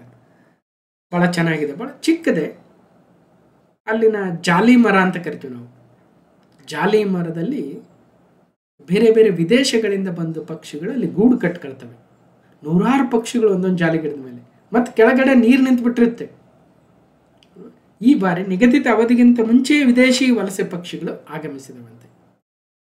ವಿಜಯನಗರ ಜಿಲ್ಲೆಯ ಅಗ್ರಿಬೊಮ್ಮನಹಳ್ಳಿ ತಾಲೂಕಿನಲ್ಲಿರ್ತಕ್ಕಂಥ ಅಂಕಸಮುದ್ರ ಒಂದು ಕನ್ಸರ್ವೇಷನ್ ರಿಸರ್ವ್ ಕೂಡ ಹೌದು. ವಿಜಯನಗರ ಜಿಲ್ಲೆಯ ಪಕ್ಷಿಧಾಮ, ವಿವಿಧೆಡೆಯಿಂದ ಬಂದ ಬಾನಾಡಿಗಳ ಕಲರವ, ಅಂಕಸಮುದ್ರ, ವಲಸೆ ಹಕ್ಕಿಗಳ ಪಾರುಪತ್ಯ. ಕೇಳ್ತಾರೆ ಅಂಕಸಮುದ್ರ ಒಂದು ಏನು ಅಂತ. ಓಕೆ, ಅಲ್ಲಿ ವಿವಿಧ ಪಕ್ಷಿಗಳು ಬರ್ತವೆ, ನೋಡ್ಬೋದು. ಎಲ್ಲ ವಿದೇಶಿ ಪಕ್ಷಿಗಳು. ಅಂಕಸಮುದ್ರದವರು, ಅಗ್ರಿಬೊಮ್ಮನಹಳ್ಳಿಯವರು 16 ಜನ ಜೊತೆ ಮಾತಾಡಿದೆ, ನನಗೆ ಗೊತ್ತಿದೆ. ಇಲ್ಲಿನ ಅಂಕಸಮುದ್ರ ಪಕ್ಷಿಧಾಮದಲ್ಲಿ ಈ ಬಾರಿ ನಿಗದಿತ ಅವಧಿಗಿಂತಲೂ ಕೂಡ ಮೊದಲೇ ವಿದೇಶಿ ಹಕ್ಕಿಗಳು ಬಂದಿದ್ದಾವೆ.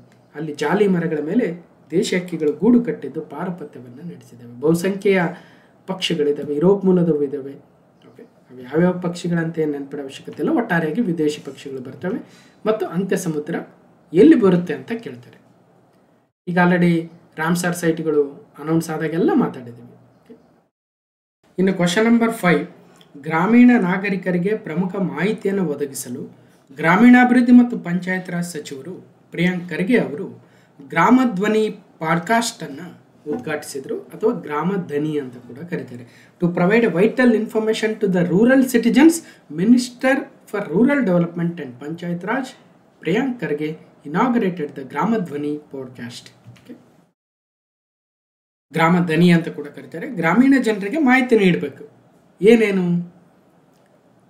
Panchayat Raj and rural development ಇಂದ ತಂದಿರತಕ್ಕಂಥ ವಿವಿಧ ಯೋಜನೆಗಳು ಯಾವ್ಯಾವ ಇದ್ದಾವೆ ಅಲ್ವಾ, ಏನೇನು ಆದೇಶಗಳು ಬಂದಿದ್ವು, ಏನೇನು ನೀತಿಗಳನ್ನ ತಂದಿದ್ರು, ಅದೆಲ್ಲದ್ರ ಬಗ್ಗೆ ಒಂದು ಪಾಡ್ಕಾಸ್ಟ್ ರೀತಿಯಲ್ಲಿ ತರೋದಕ್ಕೆ ಗ್ರಾಮ ಧ್ವನಿ ಅನ್ನೋ ಸೇವೆಯನ್ನು ಚಾಲನೆ ಕೊಟ್ಟಿದ್ದಾರೆ. ಏನಿದೆ ಮಾಹಿತಿ ಹಾಗಾದ್ರೆ? ಗ್ರಾಮೀಣಾಭಿವೃದ್ಧಿ ಇಲಾಖೆಗೆ ಸಂಬಂಧಿಸಿದ ಮಹತ್ವದ ವಿಷಯಗಳು, ಸರ್ಕಾರಿ ಪತ್ರಗಳನ್ನು ಸಂಕ್ಷಿಪ್ತವಾಗಿ ಮತ್ತು ಸರಳೀಕರಣ ಮಾಡಿ ಗ್ರಾಮೀಣ ಭಾಗದ ಜನರಿಗೆ ಅರ್ಥವಾಗುವಂತೆ ನೀಡಲು ಗ್ರಾಮ ಧ್ವನಿ ಪಾಡ್ಕಾಸ್ಟ್ ಸೇವೆ ಆರಂಭಿಸಲಾಗಿದೆ. ಈಗ ಏನಾಗ್ತಾ ಇದೆ, ಮೊನ್ನೆ ಪೋಡಿ ಪ್ರಕರಣಗಳನ್ನು ಸಾಲ್ವ್ ಮಾಡ್ತೀವಿ ಅಂತ ಹೇಳ್ತಾ ಇದ್ರಿ. ಏನಿದು ಪೋಡಿ ಅಂದರೆ ನಮಗೆ ಗೊತ್ತಿಲ್ಲ, ಪೋಡಿ ಅಂದರೆ ಏನಂತ ಅಲ್ವಾ. ಸೊ ಹಾಗೆ ಈಗ ಯಾವುದೋ ಬಗರು ಹುಕುಮ್ ಅಂತೇನೋ ಇರುತ್ತೆ, ಅದೇ ಹಂಗಂದ್ರೆ ಏನೋ ನಮಗೆ ಗೊತ್ತಿರಲ್ಲ.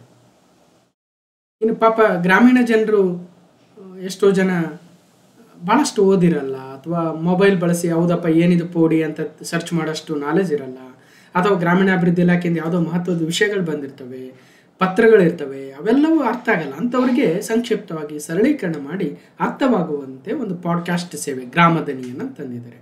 ಅಬ್ದುಲ್ ನಜೀರ್ ಸಾಬ್ ರಾಜ್ಯ ಗ್ರಾಮೀಣಾಭಿವೃದ್ಧಿ ಮತ್ತು ಪಂಚಾಯತ್ ರಾಜ್ ಸಂಸ್ಥೆ ಸಹಯೋಗದಲ್ಲಿ ಸಾಮಾಜಿಕ ಮಾಧ್ಯಮಗಳ ಮೂಲಕ ಆರಂಭಿಸಿರುವ ಈ ಸೇವೆಗೆ ಗ್ರಾಮೀಣಾಭಿವೃದ್ಧಿ ಸಚಿವರು ಪ್ರಿಯಾಂಕ್ ಖರ್ಗೆ ಅವರು ಚಾಲನೆಯನ್ನು ನೀಡಿದರು.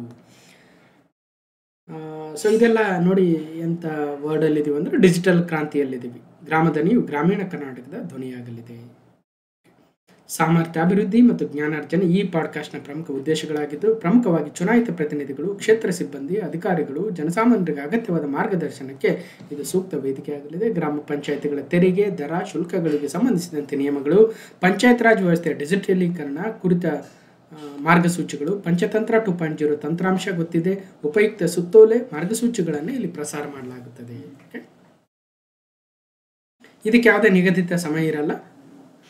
ಒಂದಷ್ಟು ಅಪ್ಡೇಟ್ ಬಂದಾಗ ಗ್ರಾಮ ಧ್ವನಿ ಶೀರ್ಷಿಕೆ ಅಡಿ ಹಳೆಯ ಮತ್ತು ಹೊಸದಾಗಿ ಅಪ್ಡೇಟ್ ಮಾಡಲಾದ ಎಲ್ಲ ಮಾಹಿತಿಗಳು ಸಿಗಲಿವೆ ಅಂತ ನೋಡೋಣ. ಮುಂದೆ ಇದು ಎಕ್ಸಾಕ್ಟಾಗಿ ಬಂದಾಗ ಇನ್ನಷ್ಟು ಮಾಹಿತಿ ಸಿಗುತ್ತೆ. ಓಕೆ, ಕ್ವಶನ್ ನಂಬರ್ 6, 2021ನೇ ಸಾಲಿನ ರಾಜ್ಯ ಚಲನಚಿತ್ರ ಪ್ರಶಸ್ತಿಗಳು ಘೋಷಣೆಯಾಗಿದೆ. ರಕ್ಷಿತ್ ಶೆಟ್ಟಿರವರು ಅತ್ಯುತ್ತಮ ನಟ, ಅರ್ಚನಾ ಜೋಯಿಸ್ ಅವರು ಅತ್ಯುತ್ತಮ ನಟಿ ಪ್ರಶಸ್ತಿಗೆ ಭಾಜನರಾಗಿದ್ದಾರೆ. ಸೊ 2021 ಸ್ಟೇಟ್ ಅವಾರ್ಡ್ಸ್ ನೋಡಿ, ಈಗ 2025ರಲ್ಲಿ ಇದ್ದೀವಿ. 2021ರ ರಾಜ್ಯ ಚಲನಚಿತ್ರ ಪ್ರಶಸ್ತಿಗಳು ಅನೌನ್ಸ್ ಆಗಿದ್ದಾವೆ. ಬನ್ನಿ ಏನಿದೆ. 2021ನೇ ಸಾಲಿನ ರಾಜ್ಯ ಚಲನಚಿತ್ರ ಪ್ರಶಸ್ತಿಗಳು ಪ್ರಕಟ. ಯುವರತ್ನ ಪುನೀತ್ ರಾಜ್ಕುಮಾರ್ ಅವರು ನಟನೆಯ ಯುವರತ್ನ ಅತ್ಯಂತ ಮನರಂಜನೀಯ ಜನಪ್ರಿಯ ಚಲನಚಿತ್ರವಾಗಿದೆ. ರಕ್ಷಿತ್ ಶೆಟ್ಟಿ, ಅರ್ಚನಾ ಜೋಯಿಸ್ ಅವರು ಉತ್ತಮ ನಟ ನಟಿ ಪ್ರಶಸ್ತಿಗೆ ಭಾಜನರಾಗಿದ್ದಾರೆ. 2021ನೇ ಸಾಲಿನ ರಾಜ್ಯ ಚಲನಚಿತ್ರ ಪ್ರಶಸ್ತಿ ಪ್ರಕಟಿಸಲಾಗಿದ್ದು, ನಟ ರಕ್ಷಿತ್ ಶೆಟ್ಟಿ ಅವರು ಅತ್ಯುತ್ತಮ ನಟ ಯಾವ ಚಿತ್ರಕ್ಕೆ? 777 ಚಾರ್ಲಿ, 777 ಚಾರ್ಲಿ ಚಿತ್ರಕ್ಕೆ. ಹಾಗೂ ಮ್ಯೂಟ್ ಚಿತ್ರಕ್ಕಾಗಿ ನಟಿ ಅರ್ಚನಾ ಜೋಯಿಶ್ ಅವರಿಗೆ ಅತ್ಯುತ್ತಮ ನಟಿ ಪ್ರಶಸ್ತಿ ಲಭಿಸಿದೆ. ದೊಡ್ಡ ಹಟ್ಟಿ ಬೋರೇಗೌಡ ಚಿತ್ರಕ್ಕೆ ಮೊದಲ ಅತ್ಯುತ್ತಮ ಚಲನಚಿತ್ರ ಪ್ರಶಸ್ತಿ. ದೊಡ್ಡ ಹಟ್ಟಿ ಬೋರೇಗೌಡ ಮೊದಲ ಅತ್ಯುತ್ತಮ ಚಿತ್ರ. 777 ಚಾರ್ಲಿ 2ನೇ ಸ್ಥಾನ. ಬಿಸಿಲು ಕುದುರೆ 3ನೇ ಅತ್ಯುತ್ತಮ ಚಲನಚಿತ್ರ. ಭಾರತದ ಪ್ರಜೆಗಳಾದ ನಾವು ಚಿತ್ರಕ್ಕೆ ವಿಶೇಷ ಕಾಳಜಿಯ ಪ್ರಶಸ್ತಿ. ಮತ್ತು 777 ಚಾರ್ಲಿ 4 ವಿಭಾಗಗಳಲ್ಲಿ ಪ್ರಶಸ್ತಿಯನ್ನು ಬಾಚಿಕೊಂಡಿದೆ. ನಟ ಪುನೀತ್ ರಾಜ್ಕುಮಾರ್ ಅಭಿನಯದ ಯುವರತ್ನ ಚಿತ್ರಕ್ಕೆ ಅತ್ಯುತ್ತಮ ಜನಪ್ರಿಯ ಮನರಂಜನಾ ಚಿತ್ರ ಪ್ರಶಸ್ತಿ. ಗಮನಿಸಿ, ಕೇಕ್ ಚಿತ್ರವು ಅತ್ಯುತ್ತಮ ಮಕ್ಕಳ ಚಿತ್ರ. ಹೀಗೆ ಹಲವಾರು ವಿಭಾಗಗಳಲ್ಲಿದೆ. ಎಲ್ಲವೂ ನೆನ್ಪಿಡಕ್ಕಾಗಲ್ಲ, ಒಪ್ಕೊಂಬಿಡಿ. ಅದನ್ನು ಮೀರಿ ಯಾವುದಾದ್ರೂ ಕೇಳಿದ್ರೆ ಮರ್ತು ಬರೋಣ. ಇಷ್ಟೇ, ಇದೊಂದೇ ಫಾರ್ಮುಲಾ ಬಳಸಿ ಎಲ್ಲವನ್ನ ನೆನ್ಪಿಡ್ತಂತ ಹೋದರೆ ಸಾಧ್ಯ ಇಲ್ಲ. ಬರೀ ಕರ್ನಾಟಕ ಚಲನಚಿತ್ರ ಪ್ರಶಸ್ತಿ ಅಲ್ಲ, ಭಾರತ ಚಲನಚಿತ್ರ ಪ್ರಶಸ್ತಿಗಳು ಅನೌನ್ಸ್ ಆಗ್ತವೆ. ನೀವು ಯಾವುದೋ 2025 ಓದಿರ್ತೀರಿ, ಎಕ್ಸಾಮಲ್ಲಿ 2024 ಕೇಳ್ತಾರೆ, ನಿರಾಸೆ ಆಗುತ್ತೆ ರೀ. ಎಂತೆಂಥ ಪದ್ಮ awards, Bharat Ratna awards, Nobel ಅವಾರ್ಡ್ಸ್ದೇ ನಿರಾಸೆ ಆಗುತ್ತೆ. ಇನ್ನು ಚಲನಚಿತ್ರ ಅವಾರ್ಡ್ಸ್ದೇ ಏನು ತಗೊಳ್ಳೋಣ? ಅರ್ಥ ಮಾಡ್ಕೊಂಡು ಓದಬೇಕು. ಏನು ನೆನ್ಪಿಡೋಣ ನೋಡೋಣ. ಒಂದು, ಅತ್ಯುತ್ತಮ ಚಲನಚಿತ್ರ ಯಾವ್ದು ನೆನ್ಪಿಟ್ಬಿಡೋಣ? ದೊಡ್ಡ ಹಟ್ಟಿ ಬೋರೇಗೌಡ. ಎರಡನೇದು, ಅತ್ಯುತ್ತಮ ಜನಪ್ರಿಯ ಮನರಂಜನಾ ಚಿತ್ರ ಯಾವುದು? ಯುವರತ್ನ. 2ನೇ ಪಾಯಿಂಟ್ ನೆನ್ಪಿಡೋಣ. ಮೂರನೇದು, ಅತ್ಯುತ್ತಮ ನಟ ನಟಿ. ಅತ್ಯುತ್ತಮ ನಟ ರಕ್ಷಿತ್ ಶೆಟ್ಟಿ, ಅತ್ಯುತ್ತಮ ನಟಿ ಅರ್ಚನಾ ಜೋಯಿಶ್. ಅಷ್ಟಕ್ಕೂ ನೆನ್ಪಿಡ್ತೀವಿ ಅಂದರೆ ಅತ್ಯುತ್ತಮ ಪೋಷಕ ನಟ ಪ್ರಮೋದ್ ರತ್ನನ್ ಪ್ರಪಂಚದಿಂದ, ಅತ್ಯುತ್ತಮ ಪೋಷಕ ನಟಿ ಉಮಾಶ್ರೀ ರತ್ನನ್ ಪ್ರಪಂಚದಿಂದ. ಇನ್ನು ಬೇರೆ ಬೇರೆ ಇದಾವೆ, ಅಷ್ಟಕ್ಕೂ ನೆನ್ಪಿಡ್ತೀವಿ ಅಂದರೆ ನೋಡ್ಬೋದು. ಅತ್ಯುತ್ತಮ ಮಕ್ಕಳ ಚಿತ್ರ ಯಾವುದು? ಪ್ರಾದೇಶಿಕ ಭಾಷಾ ಚಿತ್ರ ಯಾವುದು? ಉತ್ತಮ ಸಂಗೀತ ನಿರ್ದೇಶನ ಇಮ್ತಿಯಾಜ್ ಸುಲ್ತಾನ್ ಬಿಸಿಲು ಕುದುರೆಗಾಗಿ. ಓಕೆ, ನೋಡಿ ಇನ್ನೊಂದ್ಸಲ ಇದೆ. ಓಕೆ, ಇನ್ನೊಂದು ಪಟ್ಟಿನೂ ಇದೆ, ವಿತ್ ಅವರ ಫೋಟೋ ಸಮೇತ ಇದೆ, ನೋಡ್ಬೋದು. ಅತ್ಯುತ್ತಮ ಸಂಭಾಷಣೆ ಬರಗೂರು ರಾಮಚಂದ್ರಪ್ಪ ಅವರು. ಅತ್ಯುತ್ತಮ ಹಿನ್ನೆಲೆ ಗಾಯಕ ಅನೀಶ್ ಕೇಶವ್ ರಾವ್ ಅವರು. ಅತ್ಯುತ್ತಮ ಸಂಗೀತ ನಿರ್ದೇಶಕ ಇಮ್ತಿಯಾಜ್ ಸುಲ್ತಾನ್ ಅವರು ಬಿಸಿಲು ಕುದುರೆಗೆ. ಕ್ವಶನ್ ನಂಬರ್ 7, 2025ನೇ ಸಾಲಿನ ಶ್ರೀ ಮಹರ್ಷಿ ವಾಲ್ಮೀಕಿ ಪ್ರಶಸ್ತಿಯನ್ನು 5 ಸಾಧಕರಿಗೆ ಮಹರ್ಷಿ ವಾಲ್ಮೀಕಿ ಜಯಂತಿಯ ಪ್ರಯುಕ್ತ ರಾಜ್ಯ ಸರ್ಕಾರ ಘೋಷಣೆ ಮಾಡಿತ್ತು. ಅವರಿಗೆ ಪ್ರದಾನ ಕೂಡ ಮಾಡಿದೆ.